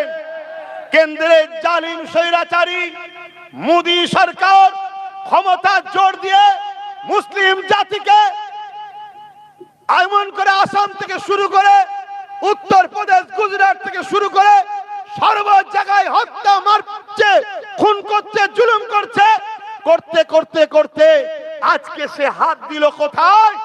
ইসলাম ধর্মের সম্পদের উপরে। আমার মসজিদকে ভাঙছে, আমার মাদ্রাসাকে ভাঙছে, আমার কবরস্থান ভাঙছে, আমার খানকা ঈদগাহ ভাঙছে। আমি উম্মতে মুহাম্মাদিকে জিজ্ঞাসা করছি, তুমি রাজনীতির নেশায় তোমার এত ব্যস্ত, তোমার কবরস্থান চলে যাচ্ছে, তোমাকে হুঁশ করা দরকার আছে না নাই? তুমি রাজনীতির নেশায় এত ব্যস্ত হয়ে আছো, তোমার মসজিদ তোমার মাদ্রাসা মিটে যাচ্ছে, এদিকে হুঁশ করা দরকার ছিল না, ছিল না? তাই আজ আমি জানতে চাইছি, সেই কেন্দ্রের জালিম সরকার, অত্যাচারী সরকার যে আইন তৈরি করেছে, সেই আইনকে প্রাক্তন মুখ্যমন্ত্রী বাংলার যে ছিল সে মেনে নিয়েছে না লাইনে? জোরে বলুন। তাহলে এও আমার ওয়াকফের দুশ্মন হ্যাঁ কি না? জোরে হাত তুলে বলুন, দুশ্মন হ্যাঁ কি না? হাত তুলে বলুন, দুশ্মন হ্যাঁ কি না? তাহলে আমার মসজিদের যারা দুশ্মন, আমার কবরস্থানের যারা দুশ্মন, আমার ওয়াকফের যারা দুশ্মন, আমার মাদ্রাসার যারা দুশ্মন, আমি উম্মতে মুহাম্মাদিকে বলছি, রাজনীতি করছো করো, রাজনীতি করতে গিয়ে আল্লাহ দ্বীনের দুশ্মনদেরকে শক্তিশালী করে জাহান্নাম যেন কিনে নিও না, এই সতর্ক করা দরকার আছে না নাই? এবারে আমার এই কথাতে 50টা লোক শুনে পরিবর্তন হতে পারে না, পারে না? আমার এই কথাতে 500 লোক আমার বিরুদ্ধে চলে যেতে পারে না, পারে না? আমি এই 500 সংখ্যাও দেখব না, 50টা সংখ্যাও দেখব না। আমি দেখছি হক কথা আমায় বলতে হবে, এটা আল্লাহর হুকুম। তাই আমি প্রথম থেকেই বলে আসছি, এখনো বলছি, আমাদেরকে দুনিয়াদারি করতে হবে, সংসার করতে হবে, রাজনীতি করতে হবে, কিন্তু দ্বীনের বিরুদ্ধে গিয়ে করবেন, ইসলামের বিরুদ্ধে গিয়ে করবেন, এটাকে মাথায় রাখা দরকার আছে না নাই? এটাই আপনাদের বুঝাচ্ছি। অসুবিধা হচ্ছে কারো? জোরে বলুন, অসুবিধা হচ্ছে? তাহলে আমি জানতে চাইছি, আগামী দিন একদিকে কোরআনের দুশ্মন, ওয়াকফের দুশ্মন, মানুষের মানবতার দুশ্মন একদিকে রয়েছে, আর একদিকে ওয়াকফকে বাঁচাবার জন্য কেস করেছে। এসআইরে মানুষের বিপদ যাতে না হয়, সেই মানুষকে বিপদে ফেলার যে এসআইরের চক্রান্ত, এই চক্রান্তকে ব্যর্থ করার জন্য কেস করেছে। কোরআনকে যে অপমান করেছে তার বিরুদ্ধেও কেস করেছে। এমন একটা ব্যক্তি রয়েছে, আপনারা কার পক্ষে দাঁড়াবেন? ওয়াকফের দুশ্মনের পক্ষে, না ওয়াকফকে যে বাঁচাতে গিয়ে জেল খেটেছে তার পক্ষে? কারা ওয়াকফকে বাঁচাতে গিয়ে জেল খেটেছে যে তার পক্ষে কারা দাঁড়াতে চান? হাত তুলে দেখান, হাত লম্বা করে তোলেন। তাহলে আপনারা ওয়াকাফের পক্ষে প্রমাণ দিচ্ছেন। ওরে বলুন ওয়াকাফের পক্ষে আপনারা, ওয়াকাফের পক্ষে আপনারা, তাহলে একটু আওয়াজ দিয়ে বলুন ওয়াকাফকে বাঁচাবার জন্য সুপ্রিম কোর্টে যে কেস লড়েছে তার নাম কি? জোরে বলুন নাম কি? জোরে বলুন নাম কি? তাহলে তার হাতকে শক্ত করা, এটাও একজন ধর্মগুরু হিসাবে বা ধার্মিক মানুষ হিসাবে আমরা যারা ওয়াকাফকে ভালোবাসি আমাদের দায়িত্ব আছে না নাই? যে আগামী দিন ওই ছেলেটার হাত শক্তি হলে হয়তো আরো যদি কিছু ছেলে পায় তাহলে সে ওয়াকাফটার জন্য আরো লড়তে পারবে। এই কথাটা বলে দিয়া কি হুজুরের খারাপ হয়ে গেল? হুজুর এই কথা জলসায় এসে বলবে কেন?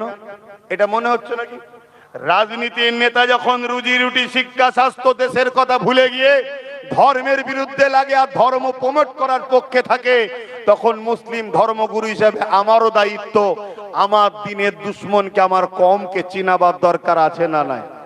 কিন্তু আমার বলার জায়গা এটা ছাড়া আছে কোথায়? এটাই তো আমার বলার জায়গা, তাই তো নাকি? এখান থেকেই তো বলবো। আরে এই কথা বলাতে ইসলামে নিষেধ নাই। এখান থেকে ফেরাউনের বিরুদ্ধে কথা হয় না, হয় না? কথা বলুন, ফেরাউন কে ছিল? ইসলামের দুশ্মন, মানবতার দুশ্মন, মুসা নবীর দুশ্মন, মনুষ্যত্বের দুশ্মন। এর জন্য ফেরাউনের উপরে আল্লাহর লানত। ফেরাউনের বিরুদ্ধে মুসা নবী ছিল। আপনারা যদি বেঁচে থাকতেন সেদিন ফেরাউনের পক্ষে দাঁড়াতেন না মুসা নবী? বলুন বলুন, আজকে বলুন নমরুদের বিরুদ্ধে এখান থেকে বলা হয় না, হয় না? নমরুদকে লানত দেওয়া হয় না, হয় না? নমরুদ কে ছিল? নমরুদ আল্লাহ বিদ্বেষী ছিল, জালিম ছিল, অত্যাচারী স্বৈরাচারী শাসক ছিল। নমরুদ খুনি ছিল। তাই নমরুদের বিরুদ্ধে যদি এখান থেকে বলা হয়, ফেরাউনের বিরুদ্ধে যদি এখান থেকে বলা হয়, এজিদের বিরুদ্ধে যদি এখান থেকে বলা হয়, আবু জেল উতবা সাইবার বিরুদ্ধে যদি এখান থেকে বলা হয়, তাহলে কেন আজকে যারা ইসলামের দুশ্মন, কেন্দ্রের বিজেপি সরকার আর রাজ্যের এক্স মুখ্যমন্ত্রী এই টিএমসি সরকার, এরা ইসলামের বিরুদ্ধে কাজ করেছে না করে রে? জোরে বলুন। কোরআন শেষ হয়ে যাবে এ কথা বলেছে না বলে রে? কোন মুসলমানের হৃদয়ে যদি কোরআনের প্রেম থাকে এই কথাকে সে মেনে নিতে পারবে? তাহলে যে কোরআনের দুশ্মন কোন মুসলমান তার সাথ দিতে পারে? জোরে বলুন। যদি সাথ দেয় জানতে হবে ও মুসলিম আর ইসলামের মধ্যে নয়। কথা মাথায় ঢুকছে না? ঢুকছে। আজকে সামান্য উদাহরণ দিচ্ছি। কোন টিএমসি দলের লোক যদি অন্য দলের সঙ্গে ঝান্ডা ধরে সাথ দেয়, টিএমসি তাকে ভালোবেসার নেবে, তাকে সাপোর্ট করবে? আচ্ছা, আরো যেসব দল আছে, বিজেপি ধরুন, যদি অন্য বিজেপির দলের লোক যদি অন্য দলে চলে যায়, বিজেপি তাকে আর সাথ দেবে? জোরে বলেন। আরো যেসব দল রয়েছে, কথা বুঝে আসছে? সেই জায়গায় তুমি যদি বলো টিএমসি থেকে অন্যদিকে চলে গেলে টিএমসি যদি সাথ না দেয়, কেন? তোমার বিরোধী দলে চলে গেছে তাই। যারা আমার মসজিদ মাদ্রাসা কোরআনের দুশ্মন তাদের সাথ দিয়ে তুমি ইসলামে থাকো কি করে? আমার কথা মাথায় ঢুকছে না? ঢোকে নে? লাস্টে হাদিস দিয়ে প্রমাণ দেবো। আগে প্রথম মানুষ তো সাধারণটা বলছি, তারপরে দলিল লাস্টে দেবো। অসুবিধা হচ্ছে আপনাদের? জোরে বলুন, অসুবিধা হচ্ছে? আপনি ভাবছেন এই ওয়াজ করছে কেন? আরে এখন তো পরীক্ষার সময়, যাতে আমার কম ভুল জায়গায় সুইচটা না টিপে ফেলে, বুঝাবো না? আমার কম সুইচ টিপবে এমন জায়গায় আপনার ভোটেতে জিতে আমার মসজিদ ভাঙবে, তাকে ভোট দেবেন? আপনার সুইচে জিতে, আপনার ভোটেতে জিতে বলবে মাদ্রাসার বাচ্চাদের মিড ডে মিল দেবো না, কুকুরের বাচ্চাকে দেবো, তাকে ভোট দেওয়া যাবে? আপনার ভোটেতে জিতে কেউ বলবে কোরআনের সূরা তওবার 5 নম্বর আয়াত হিংসা ছড়াচ্ছে, আর তার বিরুদ্ধে কয়েক হাজার কেস হবে, উপরন্তু যার নামে কেস হচ্ছে তাকে ধরবে না, তাকে ধরবে না। আর মালদা জেলার একজন কাদিরি সাহেব, মৌলানা সাহেব, বেচারি নির্দোষ, কিন্তু এই এলাকায় তাদের প্রভাব আছে, সেই এলাকায় তার বিশাল প্রভাব, মানুষ তাকে খুব চেনে চায়। যখনই দেখছে সে আইএসএফ এর পক্ষে দাঁড়াতে চাইছে, জানছে দাঁড়ালেই তো জিতে যাবে, আমি হেরে যাব, কোথাকারের ঝামেলায় তাকে তুলে নিচ্ছে। কথা বুঝলেন? তারপরে আবার আরেকজন উকিল সাহেব, এই নাম জানেন তো নাকি? হ্যাঁ, আমি তার নাম বেশি বলবো না, কেন লোকটা আমার নজরে খুব একটা সুবিধা নয়, কিন্তু কিন্তু আন্দোলন গরিব দুঃখীর হয়ে করে। কেন সুবিধা নয় অত ভেতরের ডিটেলস আমি যাচ্ছি না, কারো আয়েব বলতে আমি বেশি চাইছি না, কথা বুঝে আসছে তো। সেই জায়গায় কিন্তু সে যখন আন্দোলন করতে উঠলো, অ্যাকচুয়ালি সে আন্দোলনে যায়নি, পুলিশ নাকি তাকে ডেকে নিয়ে গেছে যে একটু বুঝিয়ে সান্ত্বনা করুন।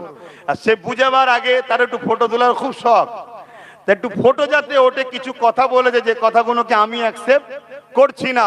কিন্তু তাকে যখন পুলিশ ধরলো তখন রাজ্যের প্রাক্তন মুখ্যমন্ত্রী কি বলছে, মেন কালপিটকে ধরে ফেলেছি।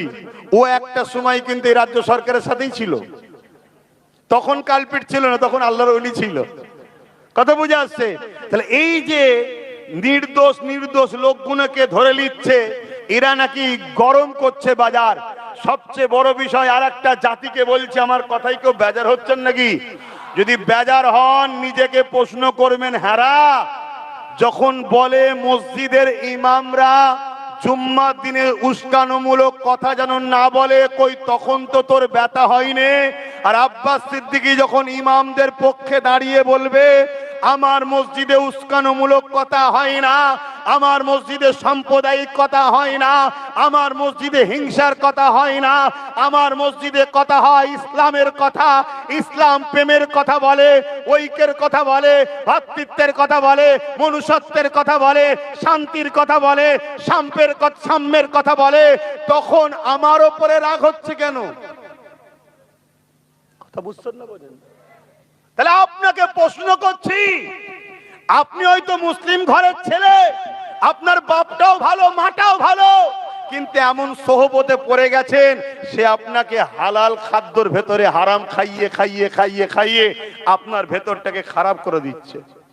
তাই আমি যখন মসজিদের পক্ষে ইমামের পক্ষে কথা বলি আপনার তখন কষ্ট হচ্ছে। যেমন কদিন আগে এক্স মুখ্যমন্ত্রী বলল না কি, মসজিদের ইমামরা জুম্মার দিনে যেন সাম্প্রদায়িক উস্কানোমূলক কথা যেন না বলে, বলেছে না বলেনি? টোটাল ইমামদের গালে চুনকালি মাখালো না মাখালো না?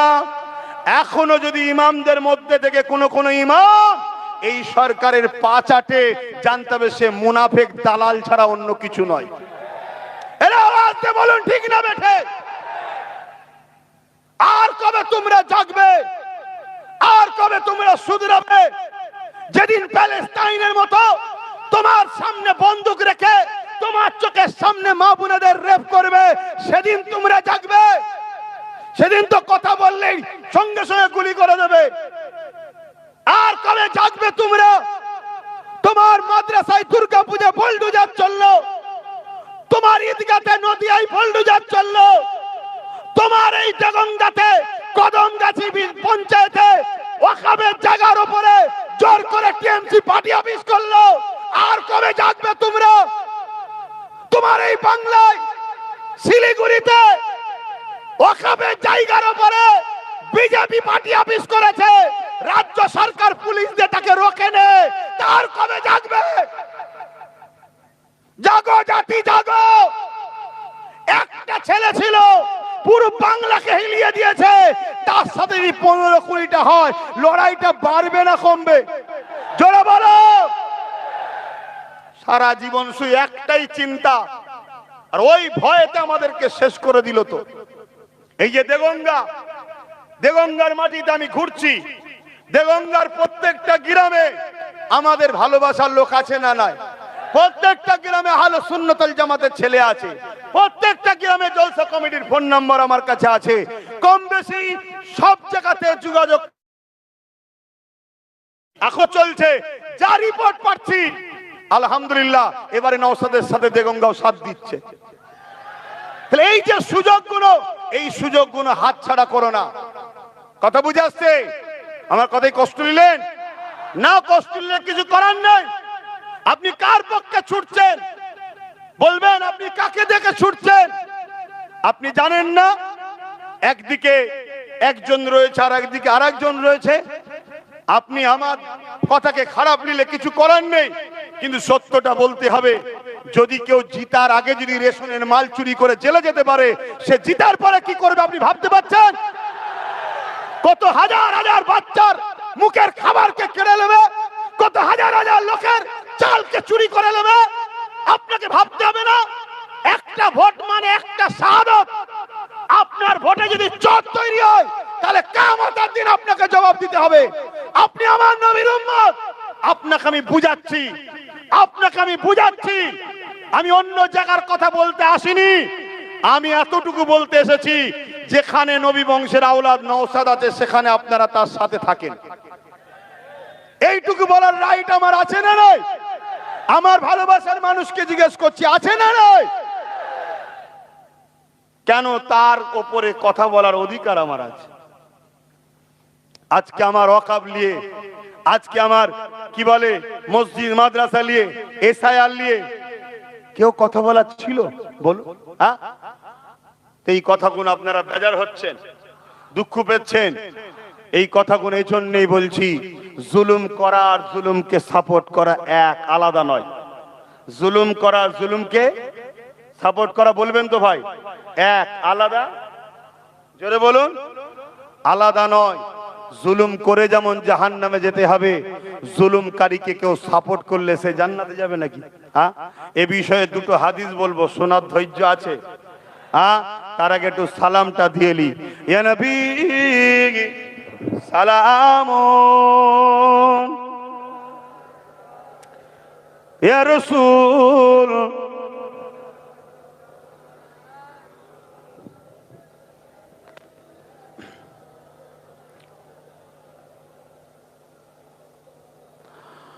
যদি কারো মনে হয় যে না বাবা হাদিস শোনার আর দরকার নেই, হয়তো 2000 পেতাম হাদিস শোনার পাবো না, 10,000 পেতাম হাদিস শুনে পাবো না, 1 লাখ পেতাম হাদিস শুনে হয়তো নিতে পারবো না, যদি এরকম কেউ থাকেন এই সুযোগে আস্তে আস্তে চলে যান। কথা শুনছেন? আর যদি মনে করেন যে না, দুদিনের দুনিয়া করতে গিয়ে আখেরাত না হারিয়ে যায়, তা আমরা যেমন ধর্মও শিখবো, নামাজ রোজা শিখবো, হজ দাড়ি টুপি শিখবো, দান খায়রাত শিখবো, ঠিক তেমনি আগামী দিন আমাদের দুনিয়ায় চলতে গিয়ে দেশ ও দেশবাসীর জন্য যে আমাদের ঐক্য ভূমিকা ইসলাম শিখিয়েছে সেটাও শিখবো। তাহলে আপনাদের জানা দরকার আছে না নাই? আসেন মোহাব্বতে সালাম দেন। এ নবী সালামুন, ইয়া রাসূল সালামুন, ইয়া হাবিব সালাম, সালাওয়াতুল্লাহ পড়িল আল্লাহ আরো বাণী, পোহালো দুঃখে এ রজনী, হইল জগৎ অনুরানী, আমিনার নয়নের মনি, সালামুন ইয়া রাসূল সালামুন, ইয়া হাবিব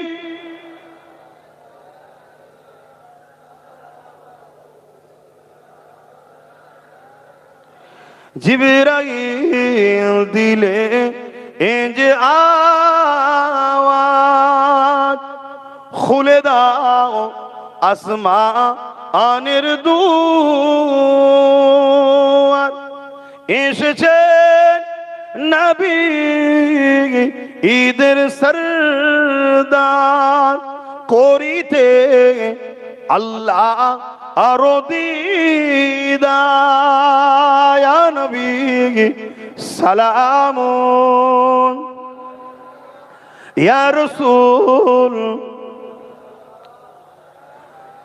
ইয়া হাবিব সালাম, সালামা। ভাইরা আমার, সকলে আগে বসে, সকলে বসে। দরুদ শরীফ আল্লাহুম্মা সাল্লি আলা।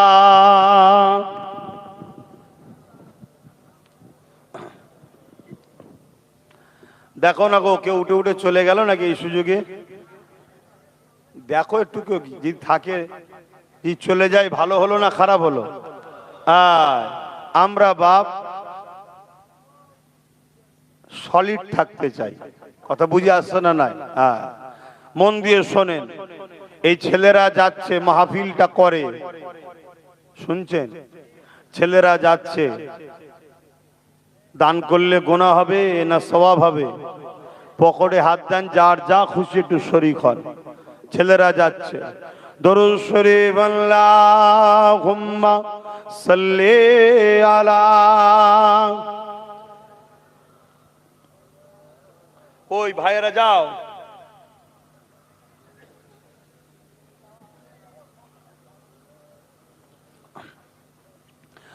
বারে বারে ভাবি একা বসে নিরালাই রে, পাখি হলে উড়ে যেতাম সোনার মদিনায় রে, সোনার মদিনায় রে। বুলবুলিরা কোথা যাও, উড়ে যাও কোথায় রে, আমার সালাম পৌঁছে দিও নবীজি রওজায় রে, নবীজি রওজায় রে। বারে বারে ভাবি একা বসে নিরালাই রে, পাখি হলে উড়ে যেতাম সোনার মদিনায় রে, সোনার মদিনায় রে। রহম করো ও গো আল্লাহ, ও হে দয়াময় রে, পাই জানো নবীর সওয়াব, নবী মুস্তাফায় রে, নবী মুস্তাফায় রে। আল্লাহুম্মা সাল্লি আলা মাওলানা মুহাম্মদ ওয়া আলা আলিহি। আমার আব্বা জানেরা, আল্লাহ আমাদেরকে পরীক্ষা নেবে না নেবে না? কি মনে হচ্ছে বলুন? আল্লাহ কোরআনে বলছে, তোমরা কি মনে করো আমি তোমাদেরকে বিনা পরীক্ষাতেই ছেড়ে দেবো? প্রত্যেককে আল্লাহ পরীক্ষা নেবে। নবীদের পরীক্ষা নিয়েছে না নাইনে? সাহাবাদের পরীক্ষা নিয়েছে না নাইনে? ওলিদের পরীক্ষা নিয়েছে না নাইনে? আমি বুকে কথা বলে নিয়েছে না নাইনে? নিয়েছে। দুটো কথা সারা দিতে হাঁপিয়ে যাচ্ছেন। কথা বলে, তাহলে আল্লাহ আমাদের পরীক্ষা নেবে, হ্যাঁ না না? হ্যাঁ নেবে। চারিদিক দিয়ে পরীক্ষা নেবে। তার একটা ছোট্ট পরীক্ষা আপনাদের কাছে বলছি। আমি মনে করি এটা পরীক্ষা আমাদের জন্য। একদিকে কেন্দ্রের জালিম ফ্যাসিস্ট বিজেপি সরকার, আর একদিকে তারই সহযোগী। এই বাংলায় 2011-র আগে বিজেপি ছিল না। একমত? কথা বলুন, আমি ঠিক বলছি? হ্যাঁ। আনন্দবাজার পত্রিকায় রাজ্য সরকার এক্স মুখ্যমন্ত্রী মমতা ব্যানার্জি বলেছে, বিজেপিকে ফন্ডে এনে লড়বো। তার মানে বিজেপিকে বিরোধী দল বানাবো বাংলায়। কে? আমি মমতা। কোন পত্রিকায় পাবে? আনন্দবাজার। যদি ফটো চান আমার কাছে জেরক্স মানে ফটো তোলা আছে। এই বাংলায় 2011-র আগে বিজেপি বলুন ছিল না। বিজেপি আমাদের বন্ধু না দুশ্মন? আওয়াজটা ঠিক করে বলুন। ঠিক বলছেন? বিজেপি আমাদের কেন দুশ্মন? বিজেপি কারো ঘর ভেঙেছে? টিএমসি কিন্তু ঘর ভেঙেছে। বিজেপি আপনাদের কারো চাল চুরি করেছে? টিএমসি করেছে, তাহলে বিজেপি দুশ্মন কেন? কেন বিজেপি আমার বাংলায় করেন না তো কি হয়েছে? বিজেপি আমাদের ভাই আসামে মারছে, গুজরাটে মারছে, উত্তরপ্রদেশে মারছে। সবচেয়ে বড় কথা হলো বিজেপি প্রকাশ্য ইসলামের দুশ্মন। একমত? আওয়াজ দিয়ে বলুন একমত। তাহলে বিজেপি ইসলামের দুশ্মন, এটা আমরা সবাই জানি। তাই বিজেপিকে আমরা কোনোভাবে 1 ইঞ্চি জায়গা দেবো না, ঠিক? বিজেপি যদি জায়গা পায় সব থেকে বেশি ক্ষতি কাদের করবে? ইসলাম ও মুসলমানদের। কিন্তু বিজেপি দেশেরও দুশ্মন। বিজেপি দেশের জায়গা জমি বিক্রি করছে না, করে না? কর্পোরেটদের হাতে সব দেশের জায়গাকে তুলে দিচ্ছে না, দেয় না? দিচ্ছে। তাহলে বিজেপি এলআইসি বন্ধ করে হিন্দু ভাইদের অবস্থা খারাপ করেছে না, করে না? সবার করছে, ঠিক? কিন্তু আমরা কোনোভাবে বিজেপিকে জায়গা করে দিতে পারি না, কেন ইসলামের দুশ্মন। কিন্তু এই বিজেপিকে বাংলায় 2011-র পরে দায়িত্ব আস্তে আস্তে জায়গা করে দিচ্ছে কে? জোরে বলে। রাজ্য সরকার করেছে না, করেনি? হ্যাঁ, করেছে। কিন্তু ভোট এলেই কি বলে? তোমরা যদি এরকম করো, ভোট ভাগাভাগি হয়ে গেলে বিজেপি চলে আসবে, বলছে না, বলে না? 15 বছর তো ভোট ভাগাভাগি হয় না, তারপরও বিজেপি আসছে কি করে? সবচেয়ে বড় কথা, 2021-এ যা সিট পেয়েছে কোনোদিন এত সিট পাইনি। তাহলে আমরা কি বিজেপিকে সাথ দিচ্ছি? জোরে বলেন। কিন্তু সেই দিনের শেষে আমি এত কথা বলতাম না, সোশ্যাল মিডিয়ায় দেখছি, আমি কোনো প্রচার টোচারে যাইনি, তারপরেও দেখি আমার বিরুদ্ধে গাল চলছে। টিএমসির নেতা কোনো আমাকে গালিগালাজ করছে। বিজেপির বিরুদ্ধে যত না বলছে, তার থেকে বেশি আমার বিরুদ্ধে বলছে। যখন বলছে তাহলে আমাকে জবাব দিতে হবে তো নাকি? তাই জবাবটা একটু শোনো, অসুবিধা হচ্ছে না? আগে 8:30 পর্যন্ত হবে তো, চিন্তা করছো কেন? মন দিয়ে শোনো। 1998-এ কংগ্রেসকে ভেঙে টিএমসি দলটাকে বিজেপি তৈরি করেছে। এতগুলো রেকর্ড হচ্ছে। কোন যদি একজন টিএমসি নেতা থাকে, আমার নামে একটা মামলা করুক, যেটা ভুল বলছে। জোরে বলেন। 1998-এ কংগ্রেসকে ভেঙে টিএমসি নামক দলটা বিজেপি করেছে, এবং এই বাংলা থেকে আস্তে আস্তে যে সরকারগুলো ছিল তাদেরকে সরিয়ে দিয়ে এই টিএমসি কে ঢুকানো হয়েছে। কেন? যাতে করে টিএমসির আঁচলের তলায় আস্তে আস্তে বিজেপির গাছগুলোকে রোপণ করা যায়। এই টিএমসি বলছে আরএসএস এর পুরাতনগুলো ভালো ছিল।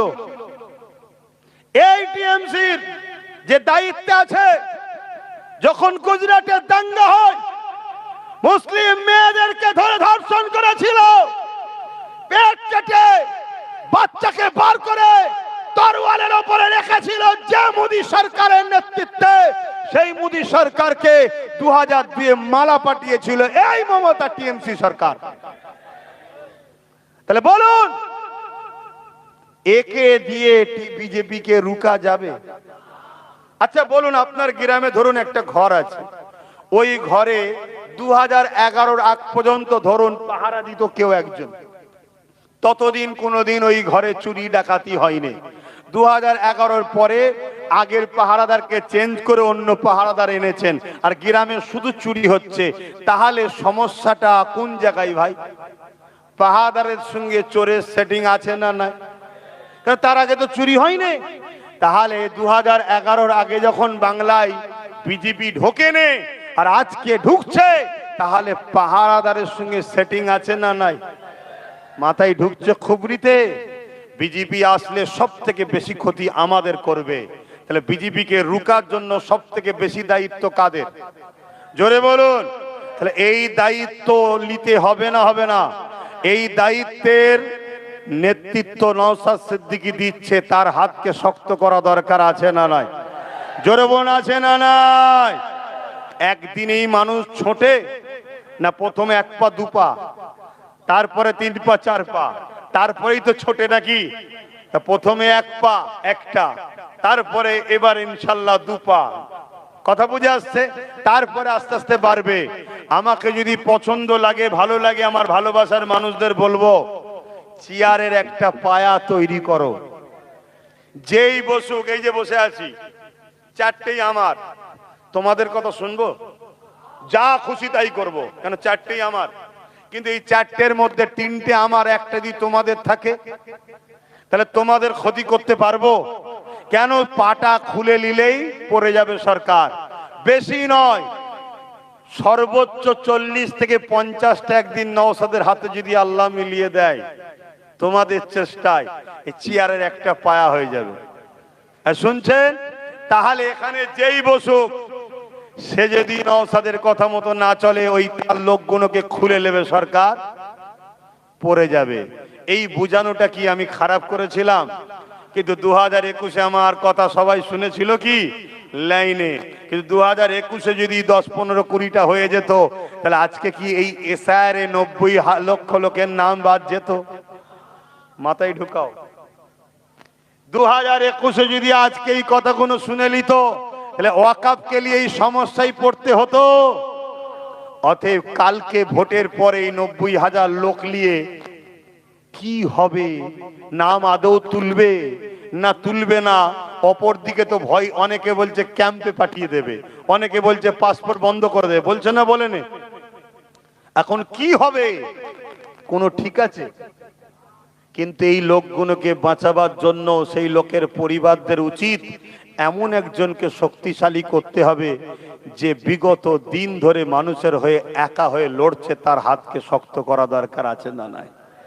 আজকে রাজ্য সরকার এসে বলবে আমাকে দাও, 100% কথা দিচ্ছি নাম তুলে দেবো। তুই থাকাকালীনই তো শেয়ার হয়েছে, তোরই তো অফিসার শেয়ার করেছে, তোরই ভিডিও, তোরই বিএলও, তোরই লোকেরা, ঠিক তো নাকি? নিশ্চয়ই নামের কিছু গন্ডগোল করে দিয়েছে ভেতরে ভেতরে, তাই তো গন্ডগোল হয়ে গেছে। নাই আমার উঠলো, এর উঠলো, ওরটা উঠলো না কেন? এক কথা মাথায় ঢুকছো না? ঢোকে নে। এটা একটা পরিকল্পনা চলছে, সেই পরিকল্পনা হলো এটাই, বাংলায় বিজেপিকে ঢোকাবার প্ল্যান। কেন এক একটা বিধানসভায় এমন এমন জায়গা আছে যেখানে 20,000 মুসলমান যদি ভোট না দিতে পারে, বাস বিজেপি এসে যাবে। এক কথা ঢুকছে মাথায়? এবারে বলবেন তাহলে এটা কখনো রাজ্য সরকার চায়? রাজ্য সরকার যদি না চায়, রাজ্য সরকার আর তার ভাইপোকে জেলে যেতে হবে, জেলে যেতে হবে। তাই ডাইরেক্ট করলে গাদ্দারের খাতায় নাম থাকবে, ইনডাইরেক্ট করে দিচ্ছি যে আমি হেল্প করছি, আপনি করে নেন। মাথায় ঢুকছে খুবরিতে? সেই জায়গায় দাঁড়িয়ে থেকে যদি বিশ্বাস হয়, আলহামদুলিল্লাহ, ইনশাল্লাহ ভাঙড় থেকে আবার আল্লাহকে জিতাবে। এখন আবার ওর পাশেরটা ক্যানি পূর্বটাও তো আবার বিরাট ফাইট হচ্ছে দেখছি। অনেকে সমালোচনা করেছিল, এটা কেন হলো? কারা করেছে সমালোচনা? আমাদের লোক নয়, যারা বাবুল সুপ্রিয়ের মতো দাঙ্গাবাজকে নিয়ে হই হই করছে তারা সমালোচনা করেছে। শুনছেন? বাবুল সুপ্রিয় চেনেন না? বাবুল সুপ্রিয়া আসামের কি বলে দাঙ্গার মেন অভিযুক্ত, রশিদি সাহেবের ছেলেকে খুনের। শুনছেন? আর একটা খেয়াল করে দেখেন, 3টে রাজ্যসভা সংসদ হলো, 3টেই ওই রকম লোক।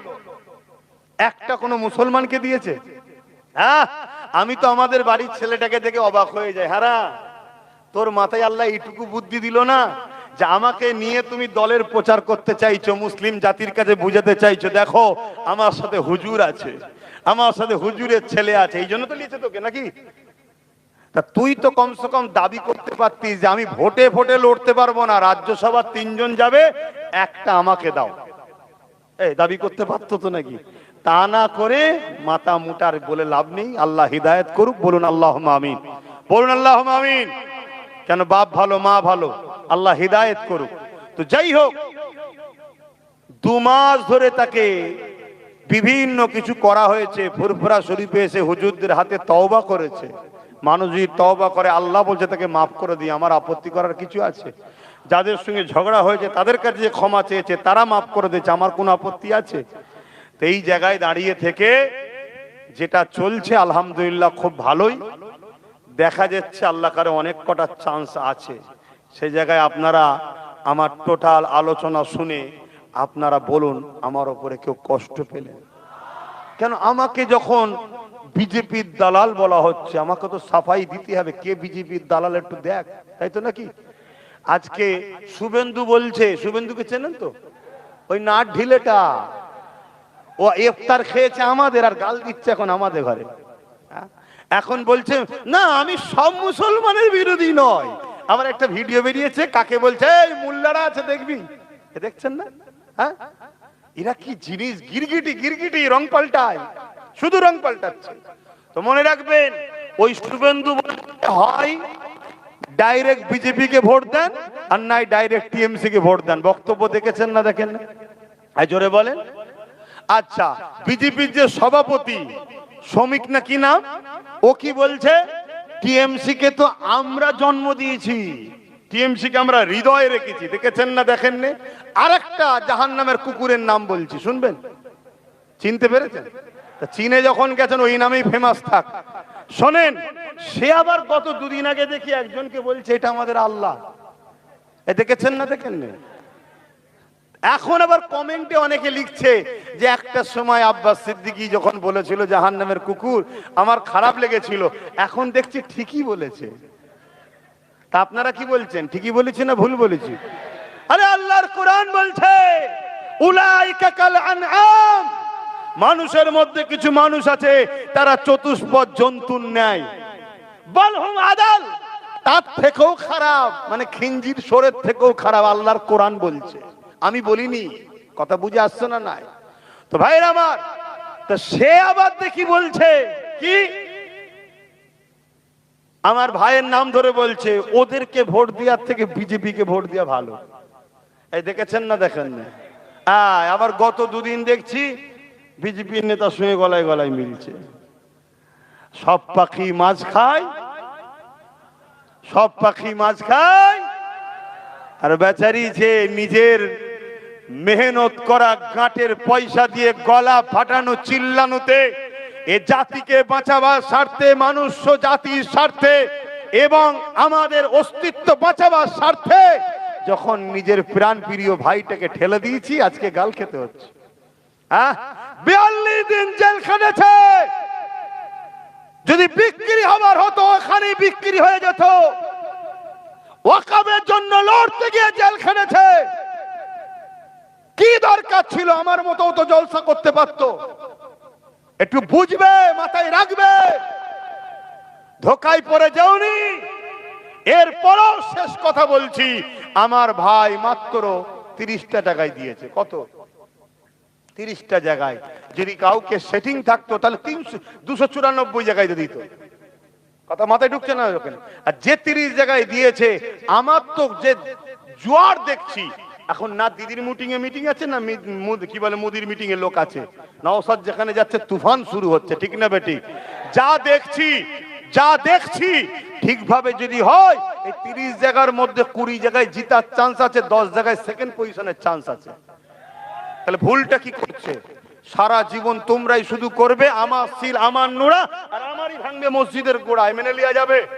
আমার সিল আমার নুরা আর আমার ছেলেকে দেবে গেঁজার কেস, আমার সিল আমার নুরা আর আমার দাদা হুজুরের দরবারই পাঠাবে পুলিশ, এগুলো মেনে লিয়া যাবে? এই সব কিছু চিন্তা ভাবনা করা ভুল হয় না তো? একদম আল্লাহকে সাক্ষী রেখে বলো, আমার পক্ষে কারা একমত? হাত তুলে সাক্ষী দাও, লম্বা করে হাত তুলে রাখো। কেউ হাত তুলতে বাকি আছে কি দেখো? কেউ হাত তুলতে বাকি আছে কি দেখো? হাত নামাও। কেন? গাদ্দার চিনা দরকার। গাদ্দার চিনা দরকার। যে হাত তুলবে না তার সাথে আমরা ঝগড়া করবো না, কারণ আমরা আইন মানি, কিন্তু চিনে লোবো এ গাদ্দার আমাদের নয়। কথা বুঝছেন না? বোঝেন না? দ্বিতীয় নম্বর কথা, এবার চলে আসেন হাদিস দুটো বলে দোয়া করে দিই, কেন আপনাদের গরম হচ্ছে, আমার হচ্ছে। শোনেন মন দিয়ে, ঈমান আছে না নাই? কি গো, ঈমান আছে না নাই? বুঝবেন কি করে? মুখে তো বললে হবে না। আল্লাহ নবী কিছু নমুনা বলেছে না বলেন? আল্লাহ নবীকে সাহাবারা জিজ্ঞেস করছে, হুজুর ঈমান আছে না নাই, বুঝবো কি করে? আল্লাহ নবী বলছে, যখন কোনো অন্যায় কাজ করবে, শুনবেন মন দিয়ে, যখন কোনো অন্যায় কাজ করবে আর কেউ যদি বলে দেয় এটা অন্যায়, শোনার পরে যদি সে অনুতপ্ত হয়, তার মধ্যে একটা অনুশোচন হয় যে হ্যাঁ আমি এটা ভুল করেছি, তার মধ্যে ঈমান আছে। জোরে বলুন সুবহানাল্লাহ। আর ভুলটা ধরাবার পরেও সে যদি হিকারুতি করে, ডাকতো, তার মধ্যে ঈমান নাই। কথা শুনছেন? কোরআনের বিরোধী সাথ দিলে ঈমান চলে যাবে। তুমি কোরআনের বিরোধী সাথ দিও না, এ কথা ধরো, তোমায় বুঝাচ্ছি। শোনার পরে তুমি হিকারতি করছো, মনে রেখে দিও তোমার মধ্যে ঈমান নেই। আর শোনার পরে যদি মনে হয় যে না না সত্যিই তো ভুল হচ্ছে আমাদের, তোমার মধ্যে গুনাহ থাকতে পারে, কিন্তু গুনাহ হয়েছে কিন্তু ঈমানটা এখনো আছে। কথা মাথায় ঢুকলো? রাসূলুল্লাহ দ্বিতীয় হাদিস মুসলিম শরীফ, আল্লাহ নবী বলছেন, শুনছেন? আল্লাহ নবী বলছেন যার মধ্যে তিনটে নমুনা পাওয়া যাবে তার মধ্যে ঈমান আছে। কটা? জোরে বলুন। এতগুলো মোবাইল হচ্ছে, আপনারাও করছেন অনেকে, এতগুলো কান শুনছে, এতগুলো চোখ দেখছে, তিনটে নমুনা যার মধ্যে পাওয়া যাবে তার মধ্যে ঈমান আছে। যার মধ্যে তিনটে নমুনার কোনোটা নেই তার মধ্যে ঈমান নেই। কি? মুসলিম শরীফের হাদিস, অন্যায় দেখলে হাত দিয়ে রুখবে, যদি হাত দিয়ে রুখতে না পারে দ্বিতীয় নমুনা মুখ দিয়ে প্রতিবাদ করবে, যদি মুখ দিয়ে প্রতিবাদ করতে না পারে অন্তর থেকে ঘৃণা করে দূরে সরে যাবে। এই তিনটের মধ্যে কোনোটা যদি না থাকে তার মধ্যে ঈমান নাই। বলো, কেউ যদি মসজিদ মাদ্রাসা ভাঙে অন্যায় না অন্যায় নয়? কেউ যদি বলে কোরআন শেষ হয়ে যাবে অন্যায় না অন্যায় নয়? এই অন্যায় বিরুদ্ধে মুসলমান, তোমার যদি তিনটের মধ্যে যে কোনো একটা নমুনা না থাকে ঈমান নাই। হয় এদের বিরুদ্ধে হাত দিয়ে লড়তে হবে, যদি হাতে শক্তি না থাকে মুখ দিয়ে প্রতিবাদ করতে হবে, যদি মুখ দিয়ে প্রতিবাদ করার ক্ষমতা না থাকে অন্তর থেকে ঘৃণা করে সরে যেতে হবে। তা না করে তুমি 500 1000 নিয়ে সুইচ টিপছো, টেপো, তুমি টেপো।